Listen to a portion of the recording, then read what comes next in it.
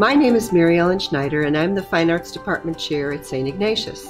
I'm proud to say that we probably have at least 50% of the student body involved in one of the visual or performing arts throughout their career here.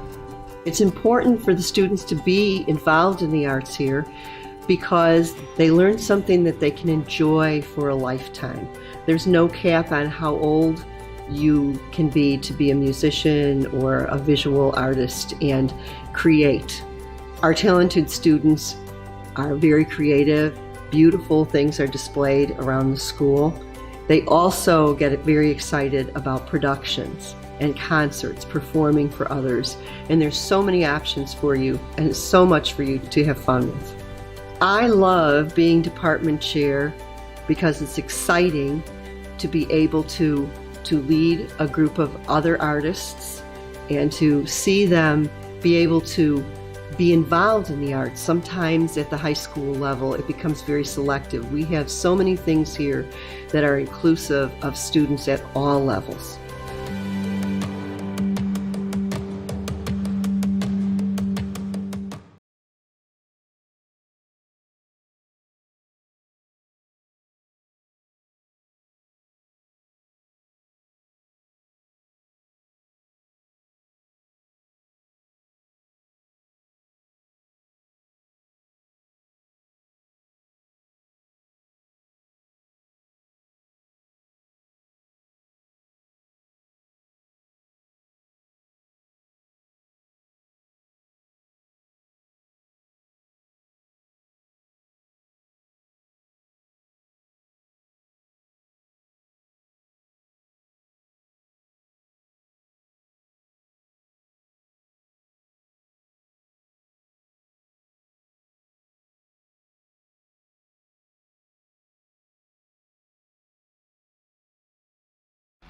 Missing your child's sporting event just plain stinks. But you don't have to worry about that anymore, thanks to Sports Broadcast Solutions. SBS is a live broadcasting network, as well as covering your on-demand needs, recruiting videos, highlight reels, and much, much more. We can broadcast live to any website, and we also post as much on-demand content as you need. For more information about SBS, check out our website at sportsbroadcastsolutions.com. Sports Broadcast Solutions, a broadcasting network for everyone.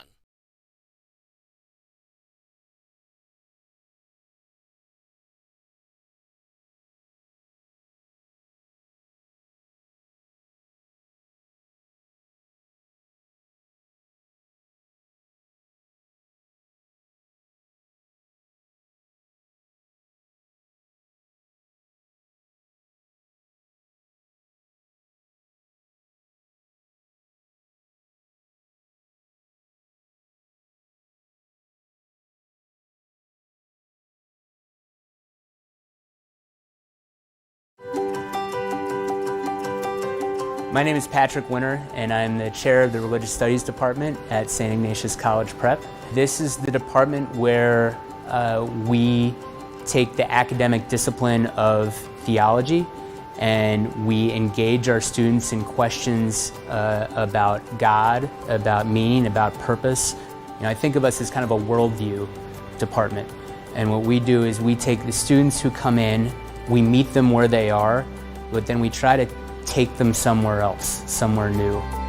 What happens in our classrooms is that it becomes kind of a dynamic exchange between the students and their own context and their own experience and the tools that we try to offer to them, and out comes something that is a mix of the religious studies curriculum that's grounded in the Catholic tradition, but also that's brought to life by their own experience and their own reflection and the questions that they have. And the students who we teach really do a wonderful job of actively engaging in that dynamic process.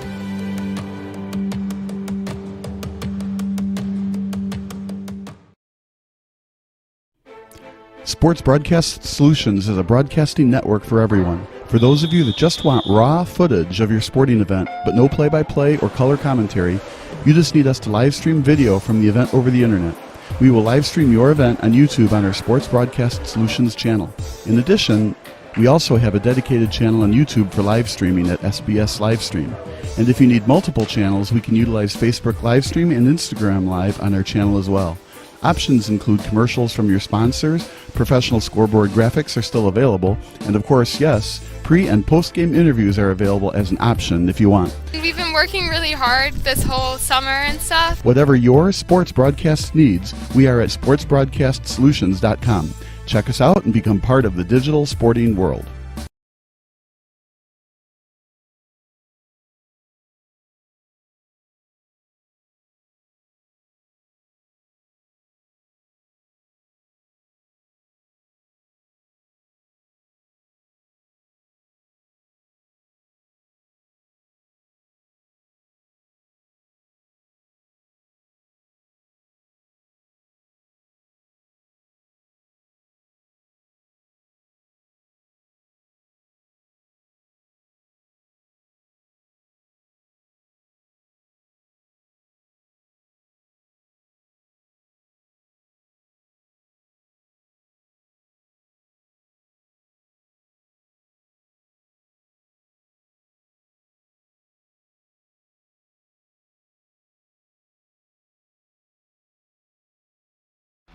Missing your child's sporting event? Sports Broadcast Solutions is a broadcasting network for everyone. For those of you that just want raw footage of your sporting event, but no play-by-play or color commentary, you just need us to live stream video from the event over the internet. We will live stream your event on YouTube on our Sports Broadcast Solutions channel. In addition, we also have a dedicated channel on YouTube for live streaming at SBS Livestream. And if you need multiple channels, we can utilize Facebook Livestream and Instagram Live on our channel as well. Options include commercials from your sponsors, professional scoreboard graphics are still available, and of course, yes, pre- and post-game interviews are available as an option if you want. We've been working really hard this whole summer and stuff. Whatever your sports broadcast needs, we are at sportsbroadcastsolutions.com. Check us out and become part of the digital sporting world.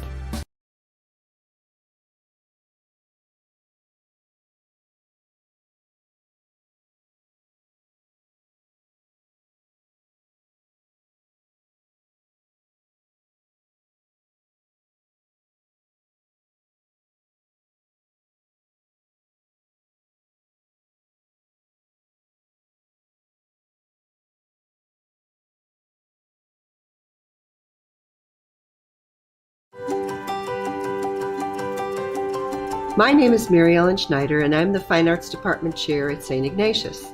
I'm proud to say that we probably have at least 50% of the student body involved in one of the visual or performing arts throughout their career here. It's important for the students to be involved in the arts here because they learn something that they can enjoy for a lifetime. There's no cap on how old you can be to be a musician or a visual artist and create. Our talented students are very creative. Beautiful things are displayed around the school. They also get very excited about productions and concerts, performing for others. And there's so many options for you and so much for you to have fun with.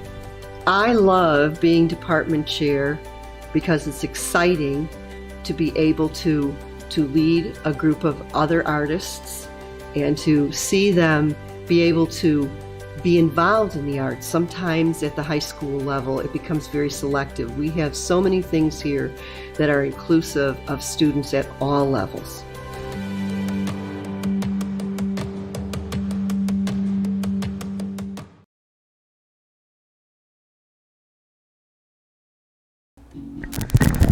Good evening, everybody. Welcome to another production of Sports Broadcast Solutions, a broadcasting network for everyone. Tonight's broadcast brought to you by St. Ignatius College Prep Athletics. I'm Kyle. My name doesn't matter. This guy matters. Of course he matters. He's the signal caller, the quarterback, one of the captains on this team, Leo Rugai. Leo, what does it feel like to be back on the field? It feels great. It's been a long time off. Been working hard for a long time. Quarantine was good for a lot of guys. Put some weight on, get in the weight room, and we're excited. We're just happy to be out here. Does it feel weird playing in the spring? Do you play other sports besides football, and did you kind of have to make a decision about sports this season? Yeah, I do. I play baseball, but thankfully nothing's conflicting. But it's definitely interesting to be playing in the spring. First time I've ever played football in the spring. A little bit colder tonight than usually in August and September? Yeah, definitely. Feels more like October, November. You guys played Benet last year, got off to a good start, 6-0 lead, then 35 unanswered points. What happened there? We were a little inexperienced, and we hadn't seen great competition up until that point, so I think we're going to be more ready, more prepared today. What are we going to see from the offense? A lot of triple option like last season or more spread? It's going to be triple option. Absolutely, and every now and then a little dime to E.J. Tellerico? We're hoping so. Final thoughts about the game tonight, Leo? Just excited to be here. Let's have a good game. That's quarterback Leo Rugai. We're going to take a break. You are watching Sports Broadcast Solutions, a broadcasting network for everyone.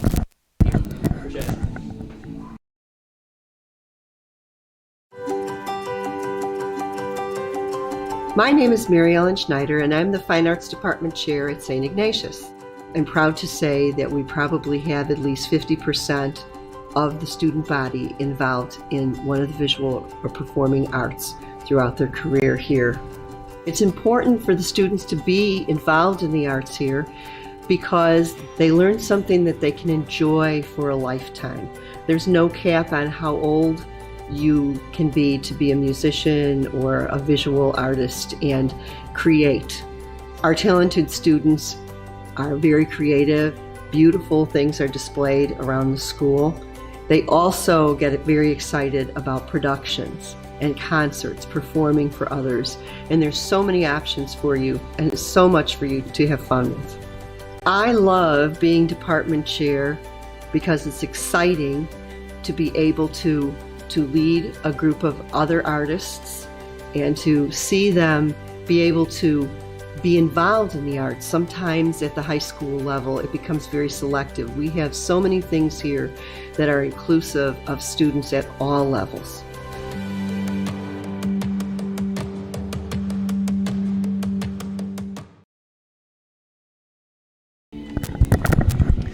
Welcome back to the pregame show brought to you by St. Ignatius College Prep Athletics. My name's Kyle Smith, but my name doesn't matter. This young man matters. Graham Cooney, who plays slot receiver and a little cornerback tonight, is going to be playing double roster, both offense and defense. Does it get a little bit tired out there playing both positions, both sides of the ball? For sure, but we've been conditioning all year for this, so I should be ready for tonight. You guys had a great start, 6-0, not so much to end the season. What's it going to take to have more consistency and a little bit less Dr. Jekyll, Mr. Hyde? Just discipline. We got to stay disciplined, do your job. That's all it's about. Ignatius is a tough team, but we're out here to play. Win. You guys pretty much took care of St. Ignatius, but that was at your home field. Is there any home field advantage that Ignatius has this time around that they didn't have when they were on your field? I would say less so without fans, but there always is some sort of pride you take playing at your own stadium. So. Absolutely. Was the drive bad tonight? I was in traffic myself. Wasn't too great coming into Chicago tonight. Yeah, no, the drive was, it's long, but I mean, it's a lot of time to get prepared, get in the right mindset. Now, are you a hockey fan at all? You're wearing the Red Wings jersey, but are you a Blackhawk fan at all? I'm a little bit of a Hawks fan, more of a playoff fan. Just like playoffs? Yeah, basically. Me and my buddies, we watch them in playoffs, but I don't really keep up. What are we going to see from the offense tonight for Benet? A lot of explosiveness. Quarterback Boff, he's really great, got great legs on him. Probably expect him to run a lot. Absolutely. And final thoughts about the game tonight? It'll be a fun one to watch, fun one to play. I just hope everyone's here excited for some football. Stay safe, right? No COVID problems after tonight? Exactly, I hope so. I want to play a full season, so. Absolutely, Graham. Good luck tonight. Awesome, thank you. That's Graham Cooney. Coming up next, our play-by-play broadcast with Josh Sperber on the call. You're watching Sports Broadcast Solutions, a broadcasting network for everyone.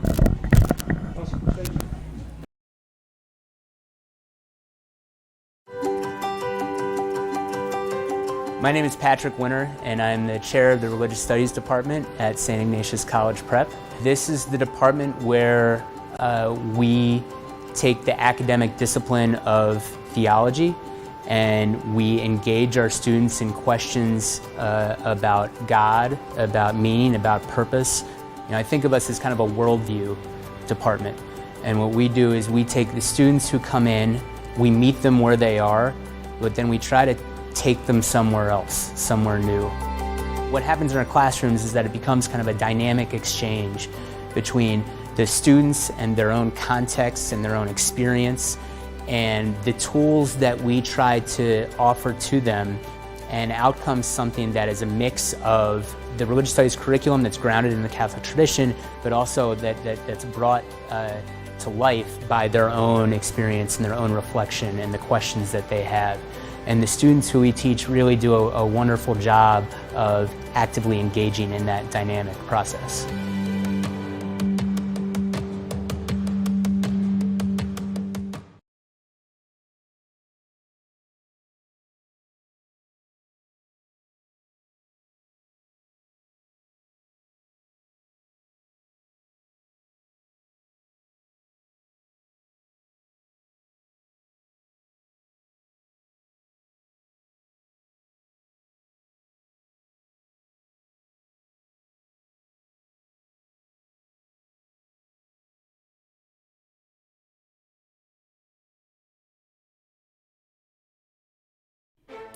Sports Broadcast Solutions is a broadcasting network for everyone. For those of you that just want raw footage of your sporting event, but no play-by-play or color commentary, you just need us to live stream video from the event over the internet. We will live stream your event on YouTube on our Sports Broadcast Solutions channel. In addition, we also have a dedicated channel on YouTube for live streaming at SBS Livestream. And if you need multiple channels, we can utilize Facebook Livestream and Instagram Live on our channel as well. Options include commercials from your sponsors, professional scoreboard graphics are still available, and of course, yes, pre- and post-game interviews are available as an option if you want. We've been working really hard this whole summer and stuff. Whatever your sports broadcast needs, we are at sportsbroadcastsolutions.com. Check us out and become part of the digital sporting world. My name is Patrick Winter, and I'm the chair of the Religious Studies Department at St. Ignatius College Prep. This is the department where we take the academic discipline of theology and we engage our students in questions about God, about meaning, about purpose. You know, I think of us as kind of a worldview department. And what we do is we take the students who come in, we meet them where they are, but then we try to take them somewhere else, somewhere new.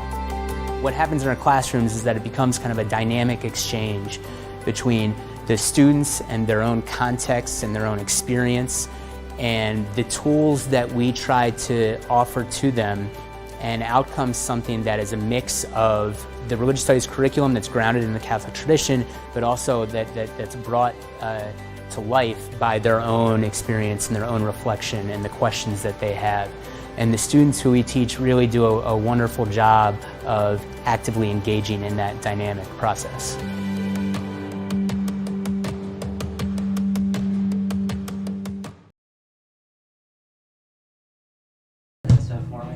Coming to you live from Fornelli Field here in the heart of Chicago, we have the first game of the football season in the Chicago Catholic League. St. Ignatius Wolfpack hosting the Benet Academy Red Wings.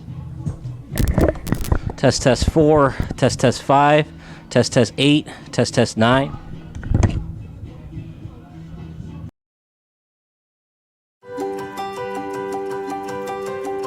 My name is Mary Ellen Schneider, and I'm the Fine Arts Department Chair at St. Ignatius.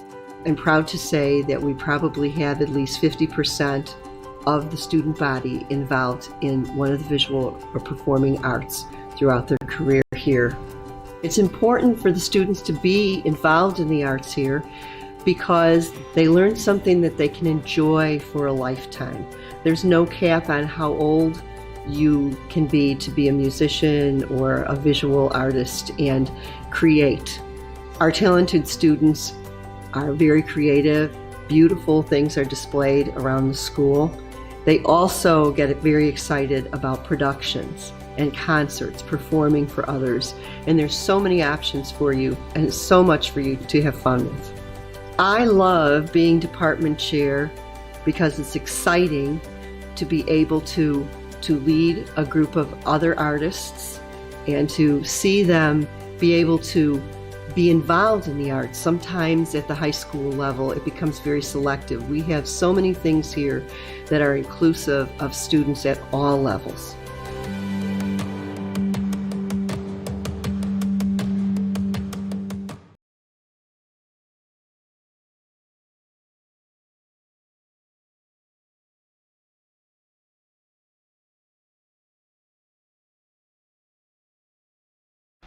Missing your child's sporting event just plain stinks. But you don't have to worry about that anymore, thanks to Sports Broadcast Solutions. SBS is a live broadcasting network, as well as covering your... My name is Mary Ellen Schneider, and I'm the Fine Arts Department Chair at St. Ignatius. I'm proud to say that we probably have at least 50% of the student body involved in one of the visual or performing arts throughout their career here. It's important for the students to be involved in the arts here because they learn something that they can enjoy for a lifetime. There's no cap on how old you can be to be a musician or a visual artist and create. Our talented students are very creative. Beautiful things are displayed around the school. They also get very excited about productions and concerts, performing for others. And there's so many options for you and so much for you to have fun with. I love being department chair because it's exciting to be able to lead a group of other artists and to see them be able to be involved in the arts. Sometimes at the high school level, it becomes very selective. We have so many things here that are inclusive of students at all levels.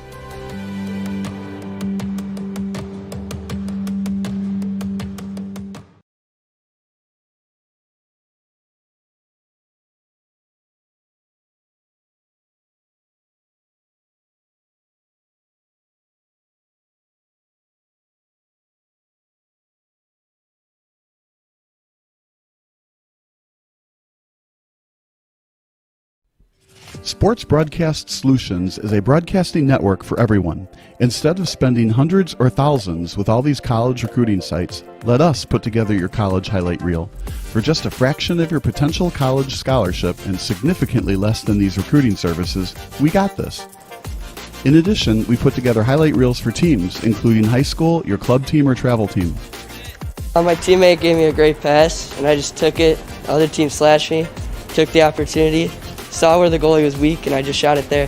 Solon, O'Connor, and Marsh back on defense, and Marsh gets a blowout. We got a breakaway at 2-0. A shot, and a goal! So 3-3. The power play was officially over.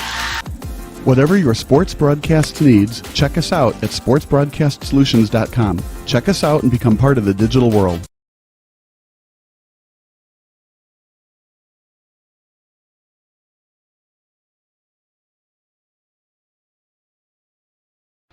Missing your child's sporting event just plain stinks. But you don't have to worry about that anymore, thanks to Sports Broadcast Solutions. SBS is a live broadcasting network, as well as covering your on-demand needs, recruiting videos, highlight reels, and much, much more.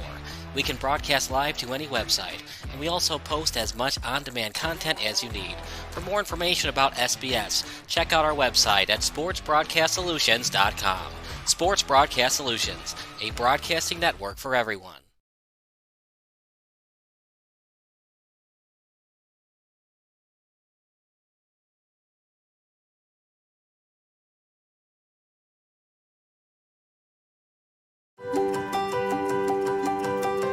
My name is Patrick Winter, and I'm the chair of the Religious Studies Department at St. Ignatius College Prep. This is the department where we take the academic discipline of theology and we engage our students in questions about God, about meaning, about purpose.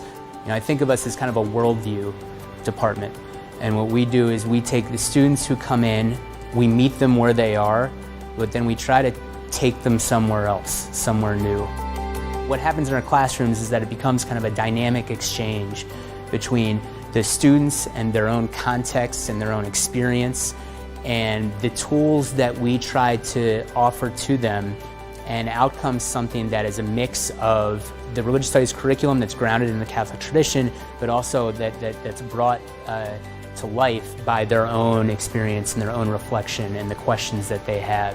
And the students who we teach really do a wonderful job of actively engaging in that dynamic process.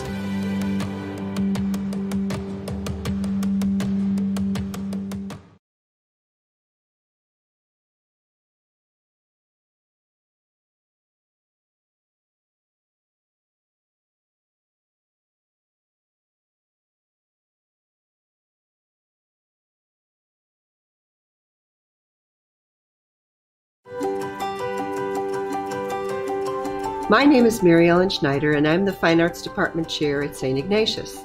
I'm proud to say that we probably have at least 50% of the student body involved in one of the visual or performing arts throughout their career here.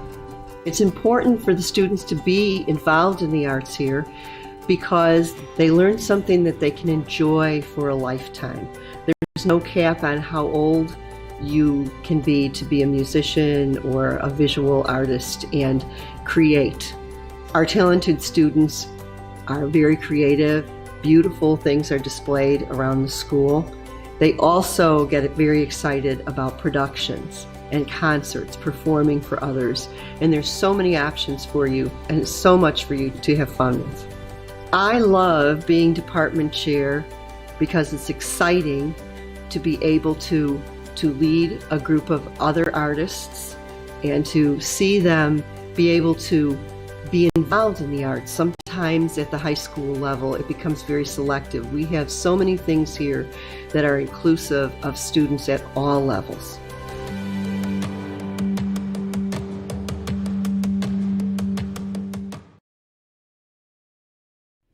Sports Broadcast Solutions is a broadcasting network for everyone. For those of you who would like to broadcast or live stream your event, or maybe make a highlight tape, but would like a sponsor to fund the event, SBS has a myriad of ways to advertise your sponsor during our broadcasts. We have commercials. We have on-air reads by the announcers. Albatross Physical Therapy and Wellness specializes in pain-free. We have graphics. And we have watermarks. Finally, Sports Broadcast Solutions can create a commercial for you or your sponsor. Whatever your sports broadcast needs, we are at sportsbroadcastsolutions.com. Check us out and become part of the digital sporting world.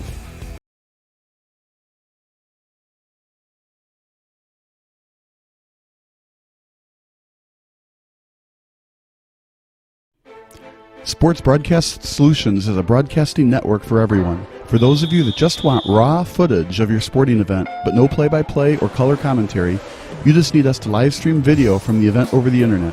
We will live stream your event on YouTube on our Sports Broadcast Solutions channel. In addition, we also have a dedicated channel on YouTube for live streaming at SBS Livestream. And if you need multiple channels, we can utilize Facebook Livestream and Instagram Live on our channel as well. Options include commercials from your sponsors, professional scoreboard graphics are still available, and of course, yes, pre- and post-game interviews are available as an option if you want. We've been working really hard this whole summer and stuff. Whatever your sports broadcast needs, we are at sportsbroadcastsolutions.com. Check us out and become part of the digital sporting world. Missing your child's sporting event just plain stinks. But you don't have to worry about that anymore, thanks to Sports Broadcast Solutions.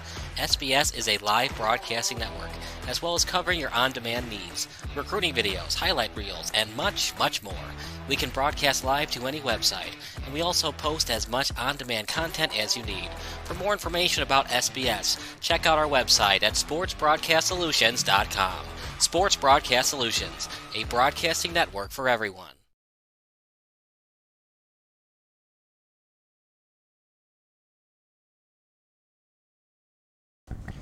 Good evening, everybody. Welcome to another production of Sports Broadcast Solutions, a broadcasting network. Kyle Smith alongside Josh Sperber. Sperber on the call today, and it's the Chicago Catholic League merging with the East Suburban Catholic League.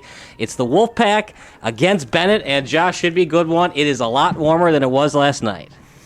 Yeah, I mean, you were the one outside tonight, so I'll definitely defer to you on that, but I can agree that it's definitely going to be a great game between two run-heavy offenses. You talked about that triple option from St. Ignatius. We're going to see a lot of tonight. Leo Rugai under center at the quarterback, and Cam Roberson, both returning starters.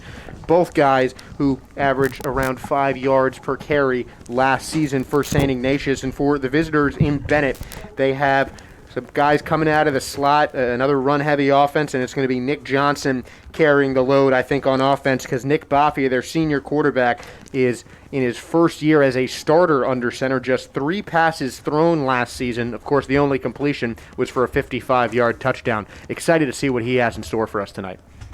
Yeah, it should be a good one tonight. Now, obviously, St. Ignatius, they struggle with teams that can spread the ball around to other receivers and tight ends, especially quarterbacks that can get on the run, which is what Benet has been known for the last couple of years. Athletic quarterbacks. I mean, it seems like every high school nowadays, it's athletic quarterbacks. You very rarely see a high school pocket passing program unless you're out in California. But for Benet especially, they like to run spread when they play St. Ignatius because you're not going to be able to beat them through the trenches. That is the bread and butter of St. Ignatius. Power I, pound it down your throat, triple option. If you want to win, you're going to have to throw the ball tonight. Yeah, and they've got a lot of guys who can run the Wolfpack, but Benet, again, resting on the hopes of an inexperienced quarterback.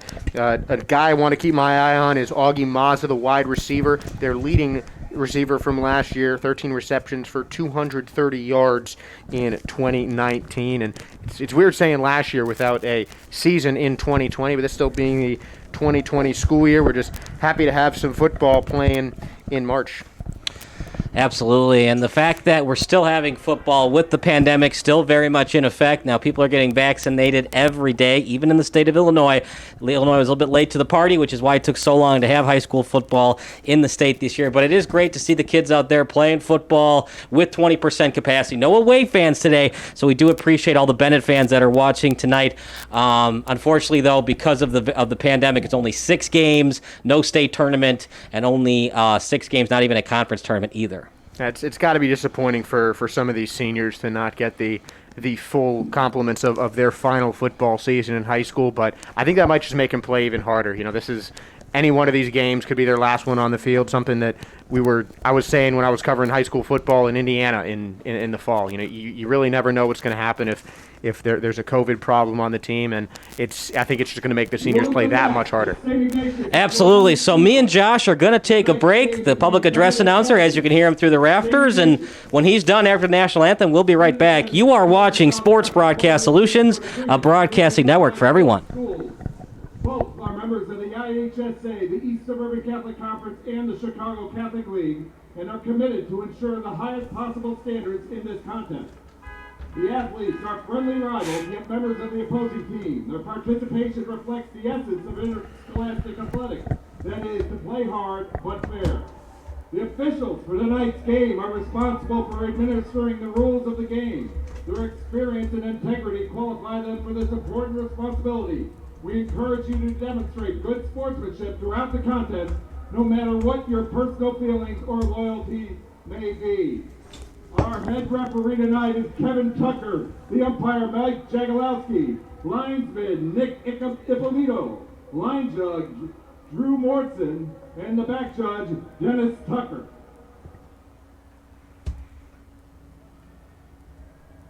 We ask that you all direct your attention to the Wolf Gate for the 2020-2021 St. Ignatius Wolfpack.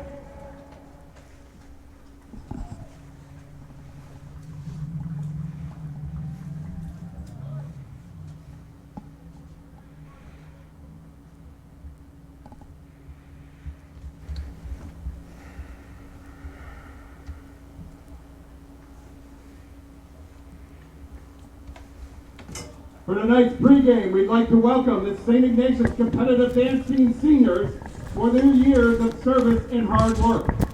Vanessa, Caroline, Alyssa, and Alex, thank you for your time, energy, and dedication to the dance team program over the last 4 years. Specifically, thank you for your commitment and positive attitudes this last season. Congratulations on another successful season. We wish you the best of luck at college, and remember, never stop dancing. David, you're recording this, right? I'm recording if that's what you asked. Yeah.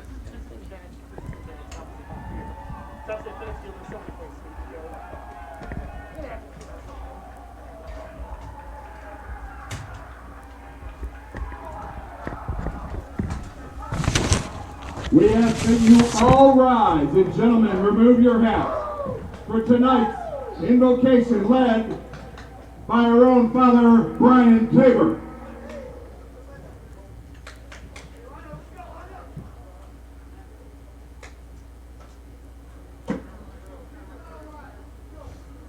Let us all pause for a moment of prayer. In the name of the Father, of the Son, of the Holy Spirit. Amen. Heavenly Father, we thank you for the blessings of this day. We thank you for the opportunity to play this game. We ask that these young men who are about to take this field, they equip themselves well. They use the talents with which you have endowed them, selflessly. In the Spirit of your Son, in his name we pray. Amen. In the name of the Father, and the Son, and the Holy Spirit. Amen. St. Ignatius. Pray for us. Thank you, Brian Tabor. Please remain standing. And face the flag as we join senior Evelyn Mulcrone, a harlequin and lead singer in the choir, and number 75's big sister for our national anthem. Oh, say, can you see by the dawn's early light what so proudly we hailed at the twilight's last gleaming, whose hot stripes and bright stars through the perilous fight o'er the ramparts we watched were so gallantly streaming, and the rocket's red glare, the bombs bursting in air, gave proof through the night that our flag was still there. Oh, say does that star-spangled banner yet wave o'er the land of the free and the home of the brave?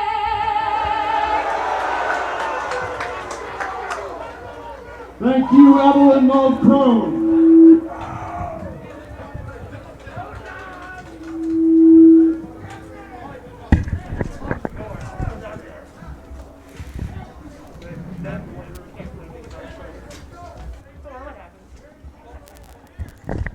Well, Josh, if that doesn't get you excited for football, nothing will. That kind of reminds me, if you've ever watched a Blackhawks game, the guy that does the national anthem, very similar to that. So that young lady has a very good career either in musical theater or singing ahead of her. Meanwhile, it's the Red Wings against the Wolfpack.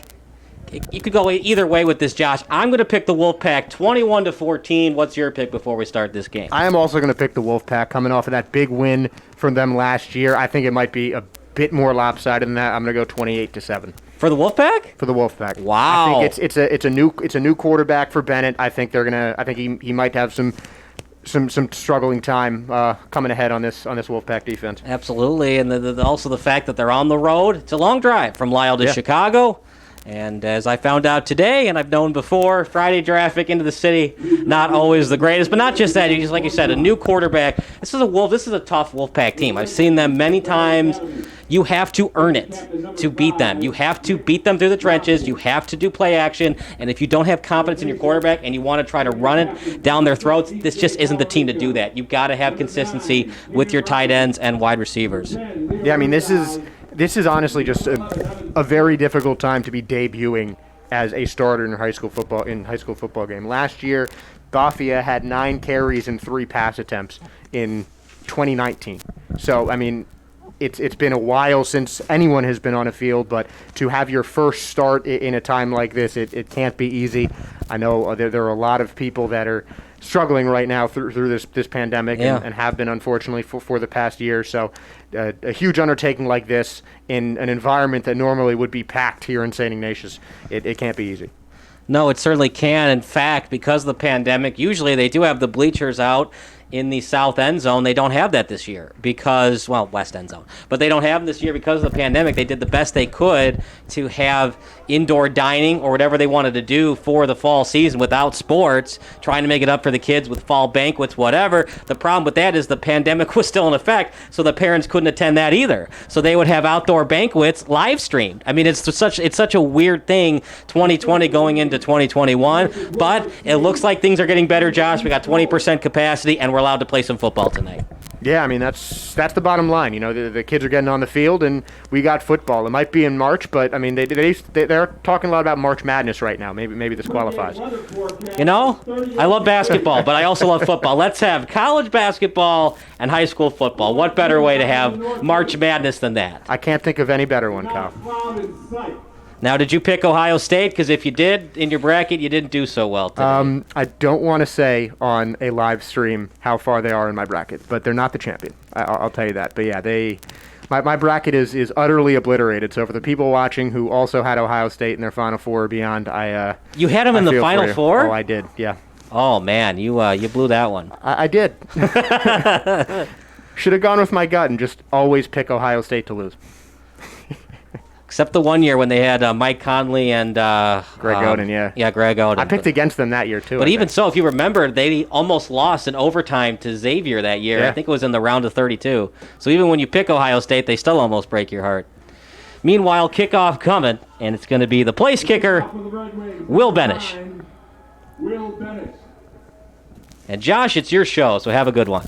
Thank you, Kyle. And as we were saying, it is March Madness indeed. Very strange to be calling a cold football game at the start of the season in the month of March, where you don't usually have football. But again, we're happy to be here, Josh Berber and Kyle Smith, for Sports Broadcast Solutions. And with that, the high school football season of 2021 is kicked off, and we have a muffed snap, or a muffed return, rather, by the St. Ignatius returner. It looks like they came up with it, but not a great start for the Wolfpack. A little bit of jitters there. Yeah, that's definitely not the best way to start. I think it was a pooch punt on purpose.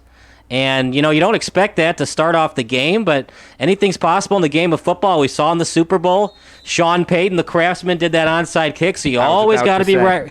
Always got to be ready, even at the high school level, for stunts like that. Little pooch kick and almost a turnover for St. Ignatius. Weirdly, one of my favorite Super Bowl moments. Don't ask why. Under center for the Wolfpack, Leo Rugai, the all-conference player in 2019 and one of 5 or 6 returning offensive starters. Unsurprisingly, option play this time going to Talarico, who is tackled for a 2-yard gain. It's a good way to start. So now 2nd and 8 coming up for the Wolfpack. And that's just how they do it, Josh. I mean, you could see a scenario where they'll do 3 running plays and not even play action, even if the running game's working. They're just going to pound it down your throat. Old school, we're talking like with the leather necks, if you've ever seen that type of movie with the rugby helmets on. That's how they like to play football here at St. Ignatius. 532 offensive plays ran for the Wolfpack last year. 88% of them were on the ground. So you're absolutely right. It's going to be a run-heavy game. Speak of the devil, up the middle. Pyle getting pushed. And it is Roberson out in front of that who might have gotten the first down. Robertson on the carry. We're going to wait for a spot, and it looks like the chains are moving. Good for a Wolfpack. First down. So it's a first down for Roberson after Taliafico's 2-yard gain. And I think what's so great about the Wolfpack, too, is if you can have confidence in that running game, is you don't have to worry about the clock and the score because you have ball possession. So you don't have to worry about being a 35-28 shootout because you have ball possession, you control the clock. First downs are just so key for the St. Ignatius offense. And the clock says 10.5 in the first quarter as that option power side taking it by Rugai. And Benish, the place kicker, making a tackle for no gain for Rugai's first carry of the season. So 2nd and 10 on their own 38. And something important you look for in this is Benish playing from the safety spot. That 2nd and 3rd levels really coming to help the defensive ends on those option runs. So something to keep an eye on for the Red Wings. Rugai under center again. Yeah, nobody in the backfield, so probably a passing play. Motions Malloy in the backfield, and looks like someone jumped early on Bennett's side for an encroachment penalty. Encroachment on the defense. Backs him up high. So a 5-yard gain on the penalty for the Wolfpack. 2nd down and 5 now. So they did give him a yard, or they didn't give him a yard? No, they did. It's a 5-yard penalty on so the 2nd and 4? For encroachment. So 2nd and 3. 2nd and 3 now. Apologies. It's Rugai under center. Malloy faking the motion, and that's a bobbled handoff, but Roberson stays with it, and he fights his way down to the 49, and for the first time, St. Ignatius is in Red Wing territory, and they get the first down. Yeah, it's just a simple running play now. Rugai's got to be more careful with that snap, and you also have to have good communication with your center. You know, Peyton Manning was so great for all those years, but another reason he was so good, all-pro center and Jeff Saturday. Got to have that communication between quarterback and center at all times. Yeah, Roberson, another returning starter, part of this experienced offensive front for St. Ignatius. Malloy in motion again. This time a quick handoff up the middle on the triple option. And it's Robertson again. He won't get much, though. He is met by a number of white jerseys. And looks like they're giving him a 6-yard gain. And that's the physical running of Robertson. Even when he is swallowed up, he is pushing that pile forward and churning those legs. Now it's 2nd and 4 on the 43-yard line as St. Ignatius is chewing some clock and chewing up some yards. 8:10 left in the first period. Time for Bennett to consider a blitz, but the problem with that is Rugai has a decent arm. They don't use him a lot, but when I've seen Rugai throw over 80-yard passes, so blitz not always an easy solution for the Red Wings. He completed half his passes for 475 yards as Rugai fakes the option but keeps himself fighting his way for the first down. 5-yard gain for the first down. Nothing too much there, Josh. Just a little quarterback keeper, and you just trust in your guards. They are just pushing back the Red Wing defense. Red Wings defense got to get a little bit lower and possibly collapse with their linebackers. Not a blitz per se, but collapse tighter because they know the run is coming. So, 1st and 10 now for the Wolfpack, and it's going to be Roberson in the backfield behind Rugai. 2 receivers out, 1 on each side. Slot backs in there as well, Malloy. And now in motion and getting the carry and fighting his way towards the out-of-bounds line. It's E.J. Tallarico, leading rusher from last season. A 7-yard gain, just shy of a first down. By Mike Manning, number 42. So 9 yards on 2 carries for Tallarico. And the Wolfpack is moving. Kyle Loon, exactly what you said. Some power running, mixing out to side with some of these options and just running it right down the throat of these Red Wings. Yeah, that was a lot of good job on the tackles. Got a pull left tackle, a little pitch play, and this St. Ignatius team, they got power and they also got speed. Now we just got to find out what they got in terms of their wide receivers. 3 in the backfield. Malloy motioning to the left side. Ball up the middle to Roberson. And he fights up the middle. Looks like he is stopped about a yard short of the first down. A little bit surprising there, Josh. I probably would have liked to go with a fullback dive, but that's the problem when you don't have all-conference player and Declan Callahan. They don't have that go-to fullback they had last year. Fullback is so important in this triple option offense. They still have one, but just not as good as Declan Callahan. So you're going to see more quarterback keepers than, say, you saw last season. Yeah, Roberson, 6'2", 194. Not usually the size that you want for a fullback. You want someone a bit bigger and more physical, but he's certainly got the speed. I would be shocked if this was not a quarterback keeper, but I have been wrong before. Well, we'll see. Rugai under center again with Roberson behind him. 2 slot backs. That's Malloy in motion. Roberson gets it up the middle, proving Kyle wrong, but looks like he gets a first down for the Wolfpack. Just short on the first down. No, he is maybe a yard short. So that means it's 4th and a couple extra, and it looks like St. Ignatius isn't going anywhere. I mean, why would you want to punt here at the high school level? Way too far away for a field goal, be about a 47-yarder. Can't do a field goal. You don't want to do a pooch punt. You know that the Red Wings have had trouble all day so far this game stopping the run. It's going to be run and have some fun. And for the Benet Red Wings, you just got to hunker down and try to stop it. Well, a couple of wide receivers out wide. It's Sampson and Stewart for Rugai under center now, but still 3 in the backfield for the Wolfpack. 4th and 1, 5.5 in the first quarter. As a timeout is called by Matt Miller of the Wolfpack. Couldn't get the play off in time. Maybe some miscommunication with Rugai under center. We'll take a quick break. You are watching Sports Broadcast Solutions, a broadcasting network for everyone.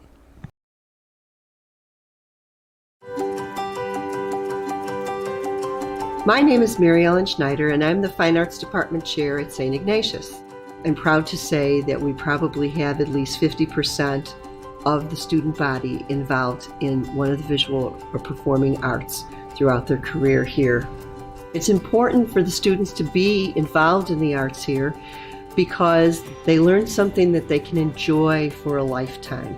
There's no cap on how old you can be to be a musician or a visual artist and create. Our talented students are very creative. Beautiful things are displayed around the school. They also get very excited about productions and concerts, performing for others. And there's so many options for you and so much for you to have fun with. I love being department chair.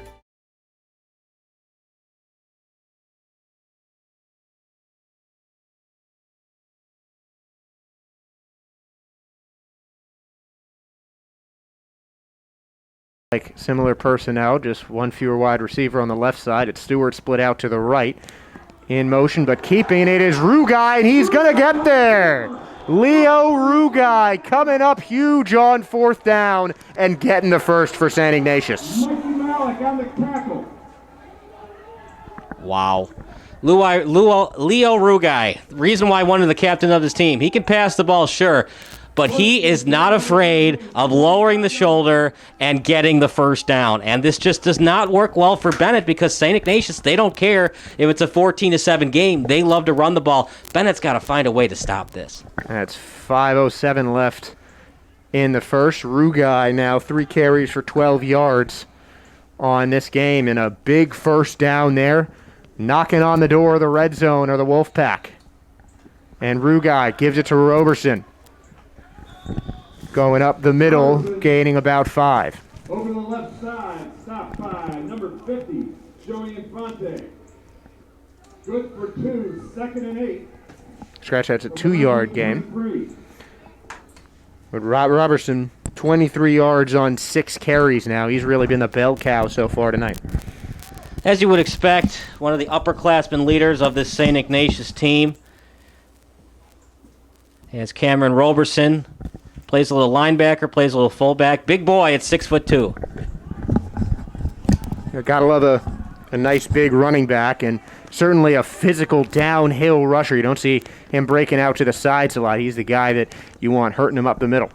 2nd and 8 now on the 23, rolling out to the right side. Will we see our first pass of the game? We will, but it is thrown incomplete by Rugai. 3rd and 8. I like the idea, Josh, but I don't like, especially for a team that's not known for passing the football, I want to have my quarterback stay in the pocket. It's just not a spread offense, so I want him to stay in the pocket and read. When you try to roll spread, that's fine, but when you're not built for that, you can't throw it across the field unless you have that arm strength. So you're really constricting yourself to where you can throw the ball.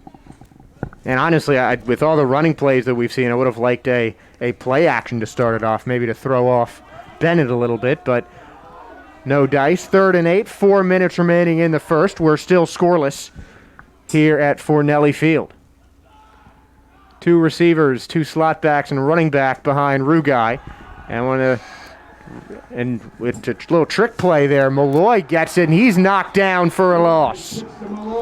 Yeah, I think they wanted to run the flea flicker, but they just don't have enough separation from their wide receivers yet, Josh, because Benet doesn't care about the passing game right now because they know that St. Ignatius wants to run it. So those quarterbacks are cheating up most of the time. They're not really afraid of the passing game right now. And good defense from Benet making a hold, and it's 4th down and 10. And Rugai is going back out there, so a long way to go if he wants to get another 4th down conversion. Yeah, Rugai is a great athlete. I wouldn't be surprised if it's a pooch punt here. What do we got, 4th and 10. 4th and 10, yeah, I would be shocked if they actually went for it. 26-yard line. No one back deep for Benet. Malloy in motion. And looks like Rugai's going to hurl it. And it's caught for the touchdown! Oh, my goodness. I was wrong again, Josh, and I'm glad I was wrong. It's a touchdown for the Wolfpack. Wait, I think I might have been wrong. I think it looks like the receiver was knocked out of bounds. Tallarico looked like he came down with it, but the referees are calling that incomplete. Wow, that was so close to an incredible catch. Rugai was a little bit late on the throw, but he had the man. Great idea. I am shocked by it. Again, I know I've said that a lot and I sound repetitive, but I thought it was going to be a pooch punt. See what this young kid can do. For Benet at quarterback, they go for it, almost get the TD. That time just doesn't go their way. Now it's going to be Nick Bafia under center. His first high school start, and his first play is to give it to Nick Johnson. The bell cow running back, 5'11", 180-pound senior. And he is dropped. Don't even think he made it back to the line of scrimmage. Loss of 1. No gain. Stopped by Damian Lasik behind the Say he got back to the line of scrimmage. 2nd and 10 at the 24. 2.5 left as going up the middle is Bafia, and he is smothered by the Wolfpack defense. That's why they call him the Wolfpack right there. The whole defensive line knocked down Nick Bafia. 3rd and 10. They seem like a team unit, don't they? Just like a Wolfpack you would see in the wild. Everybody joining in together. The pursuit was there, and finishing with the tackle. I just watched The Hangover the other night, too, so there's plenty of lines from that coming up as well. But 3rd down and 10, Bafia rolling out to the right side. His first pass is caught for a big gain. Number 4, Graham Cooney, getting the first reception of the game on a long pass that takes Benet into enemy territory, but a flag on the play. Could be a hold. Lot of room to run for the quarterback for the Red Wings. And it was a sideline warning for St. Ignatius. They got a little too excited, and it looks like Cooney went from the 26 just short of the 50. So a 23-yard pass play. And not bad, as another pass play attempted, and this one is not ruled incomplete. Intended receiver was Ryan Snell. It was caught, a gain of 4. I can't see the far sideline, excuse me, but Ryan Snell with the 4-yard reception.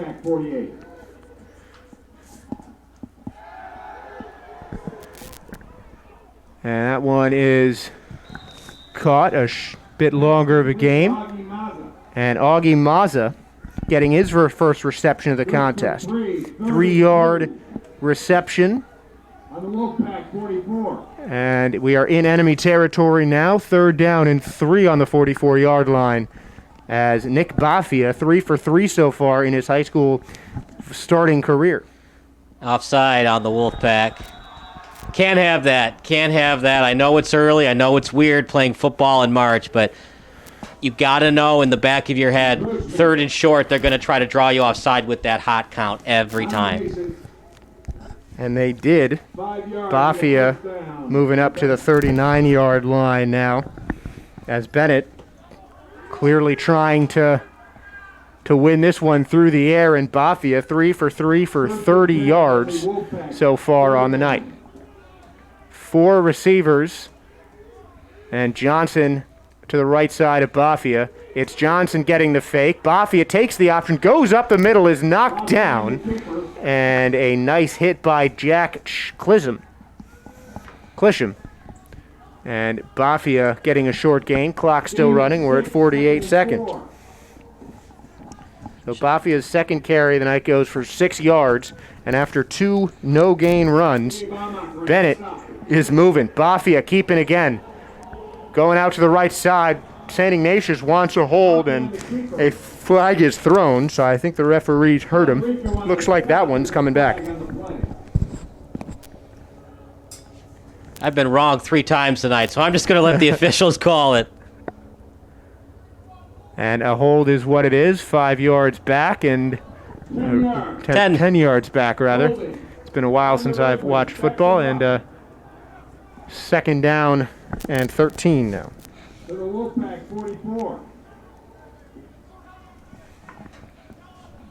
So 32 seconds left in the quarter. We're still scoreless. And Benet getting their first setback of an otherwise strong offensive drive. The first is a starter for senior Nick Bafia.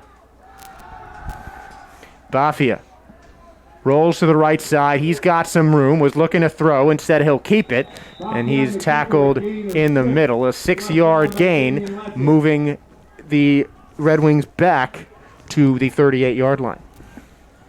Yeah, good decision there. Really had nothing to do with it. Nobody was open. Just take the yardage that the defense gives you, and should be 4th down, correct?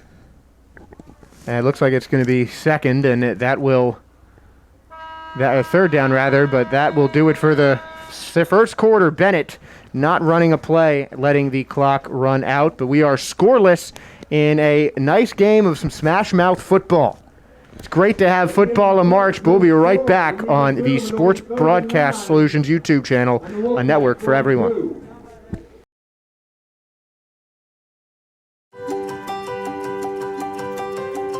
My name is Mary Ellen Schneider, and I'm the Fine Arts Department Chair at St. Ignatius. I'm proud to say that we probably have at least 50% of the student body involved in one of the visual or performing arts throughout their career here. It's important for the students to be involved in the arts here because they learn something that they can enjoy for a lifetime. There's no cap on how old you can be to be a musician or a visual artist and create. Our talented students are very creative. Beautiful things are displayed around the school. They also get very excited about productions and concerts, performing for others. And there's so many options for you and so much for you to have fun with. I love being department. Here we go, 3rd and 8 coming up for the Benet Red Wings. And almost had a guy junk. Bafia with a nice-looking hard count there. He's under pressure, rolling out, throws it incomplete at the feet of a diving E.J. Tallarico, and that'll bring up 4th down and 8. Decision time for Patrick New. Don't have a punter listed on the roster, but it's going to be Will Benish. Also doubles as their starting strong safety. And we will see Benish come out for a short punt. Back to receive is E.J. Tallarico, who had all 9 punt returns for St. Ignatius last year, returned them for a total of 97 yards. So almost 10 yards per punt. Trying to get a little pooch punt and a fair catch coming up for the Wolfpack. Oh, wow, that was an unnecessary hit. Couple of flags going down there. It looks like it was Gabe Amaker who knocked his man from the Red Wings into Tallarico. So deeper field position for the Wolfpack on their second drive.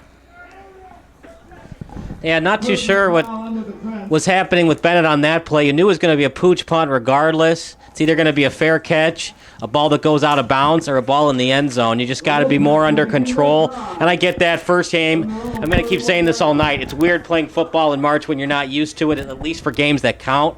But still, you got to play under control, especially in a game like this. Both teams struggling a little bit passing the football, especially St. Ignatius. You can't make plays like that.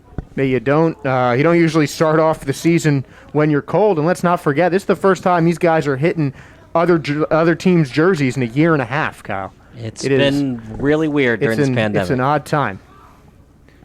The crowded backfield is in motion is Tallarico. The first completion is made to E.J. Stewart, or Evan Stewart, rather. It's Rugai on his third attempt, getting a 4-yard completion to Stewart. Yeah, try to get the confidence up. Nice little button hook play, and just keep that chemistry up between your wide receivers and your quarterback. I like the play call there from St. Ignatius. So 11-18 left in the second. Second down and 7 on the 34-yard line. Once again, a heavy backfield. Sampson and Stewart split out wide as Rugai ducks under center. Malloy in motion. Roberson gets it. And that simple triple option going up the middle. Forward progress should give Roberson about a yard, but he is thrown back. It looks like that Bennett's getting better with wrapping. The pursuit's been there, but not so much on the wrapping. Getting lower and just getting there quicker to the ball carrier. That's what's gonna work against St. Ignatius tonight. Pursuit, getting low, arm tackles is not gonna work against the triple option. And it is not, but adjustments made by Bennett, and defense certainly looking stronger than that first series. Second and third and 5 on the 36. 10-15 remaining in the second quarter. Malloy in motion again, this time going to Tallarico. Tallarico, quick feet, dodging defenders and fighting his way to the first down. Nice juke moves for EJ and a big gain of about 15. Isn't it great to have that little nifty little tailback in the backfield? You can't give it to him 25 carries a game, but every now and then, that Tallarico or that Tariq Cohen type of player, he can create separation, a couple of back and forth moves. And just so now you see 1st and 10 at the 45-yard line. Oh, Tallarico, 18 yards on 3 carries. He led the Wolfpack last season, 46 carries for 292 yards. Only person on the team who ran for more was the quarterback, Leo Rugai. And Rugai's going to drop back in the pocket, unleashes one to Stewart, but it's incomplete. Not the greatest throw. I think Rugai trusted his wide receiver to get more separation off the line of scrimmage. That's why football is such an underrated rhythm game. You know your 40-yard dashes from your wide receivers, and if you don't know that, it's plays like that that's going to be overthrown. Not exactly a terrible throw by Rugai, but if you think your wide receiver's faster than he is, then it was a bad throw. And Rugai, on his 4 completions, he's really just whipped it off quickly. Just not looking for a lot of time in that pocket. So he might need to kind of remember how it is to be hit, to get hit. He is trying to throw that out before the pressure comes. 9:32 remaining in the second. Still on the 45-yard line is Malloy in motion. Quick handoff up the middle of Roberson. Robertson on the carry. Good for 3 yards. And Robertson gets a 3-yard gain, makes it 3rd and 7. I like the play call. Passing game's been hit or miss tonight, especially with the deep ball. Rugai missed on that 4th and 10 play, so you do a little run up the gut, get 3 yards back, and then 3rd and 7. It's your call. Do you want to do play action? Do you want to do a little spread? Maybe a play action boot, or do you feel confident enough to get 5 yards on the rush? Because this St. Ignatius team, they have a punter, but they are not afraid for going for it on 4th down, regardless of where they are, especially at midfield like this. And we've already seen him go for 2 4th downs, one almost a touchdown, and one was a short run from Leo Rugai. But it's 3rd down now, and Rugai under heavy pressure as he rolls out to the side, and he's brought down by Michael Manning. So Manning brings him down for just a 2-yard gain. With a 0-0 score, I really think you got to punt here. I know you want to be aggressive, but the defense has been there all night for the Wolfpack. You got to punt and have faith in your defense. And it looks like it is Henry Helms back to punt. Helms, the sophomore. And unless it's a really low line drive kick, I'm just going to call fair catch because Bennett's been a little bit shaky on their special teams. Not that St. Ignatius has been that much better, as they almost fumbled a pooch punt to start the game. Yeah, we saw a muffed return and a hit last time, and not actually making the catch, letting the ball bounce, is Graham Cooney. And it takes a favorable Wolfpack roll. And Bennett will start with the ball deep in their own territory. Down punt down by Tony Torado. So still scoreless, 7.5 remaining in this second quarter.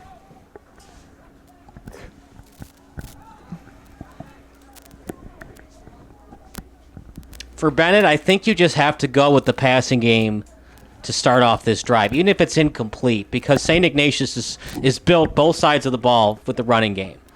Try a couple of passes. It worked to fruition their last drive when they had 1st and 10 at the 48. I think you do a couple of pass plays here, maybe an out route. And 1st and 10, that first carry is up the middle. And it's Nick Johnson who takes the ball for about an 8-yard gain. But a flag down, so that might be coming back. Whenever there's a lot of space, sometimes it means there's a reason. And Johnson certainly had a hole up the middle, but it was a Red Wing false start that nullifies what would have been Johnson's second carry of the game. It's been the Nick Bafia show so far for Bennett. 3 carries for 12 yards. 3 out of 4 passes completed for a total of 30 yards. But he's got 1st and 15 inside his own 20.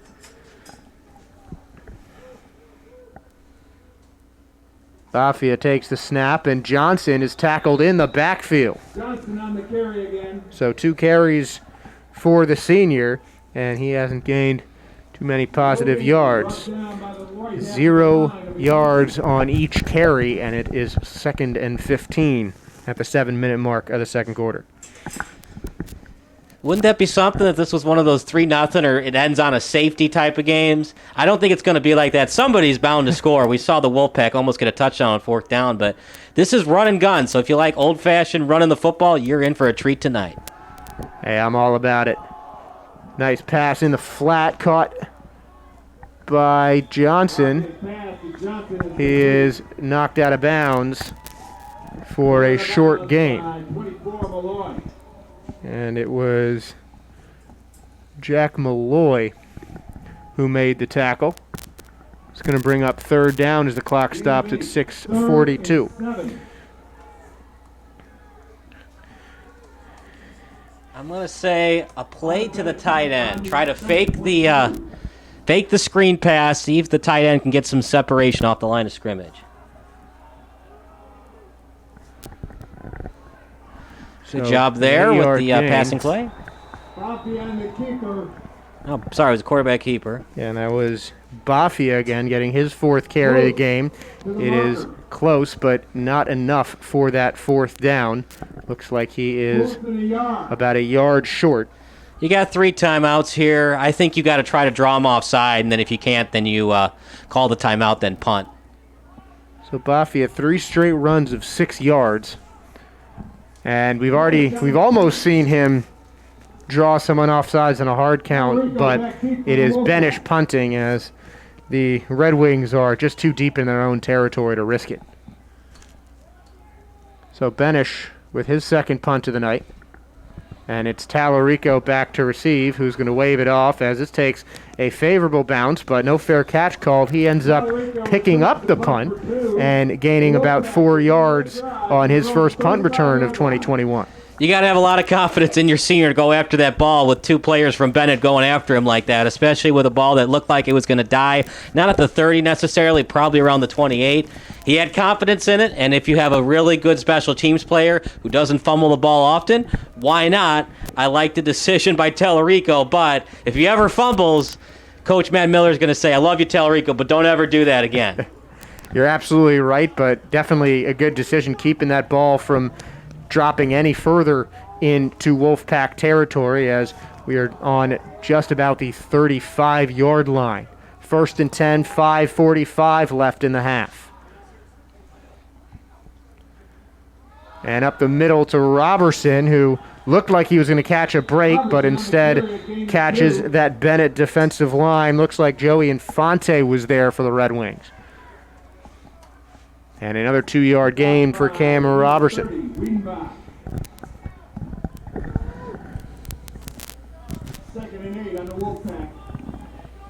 So 9 carries, 30 yards for Robertson.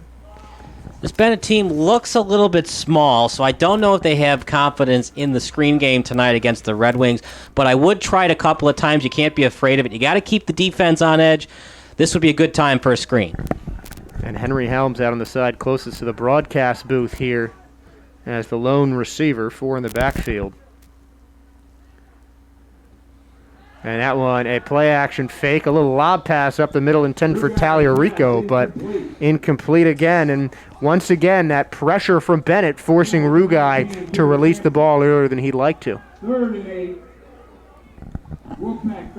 By the way, the text line is open tonight. You can text your favorite high school football memory to 330-957-7653.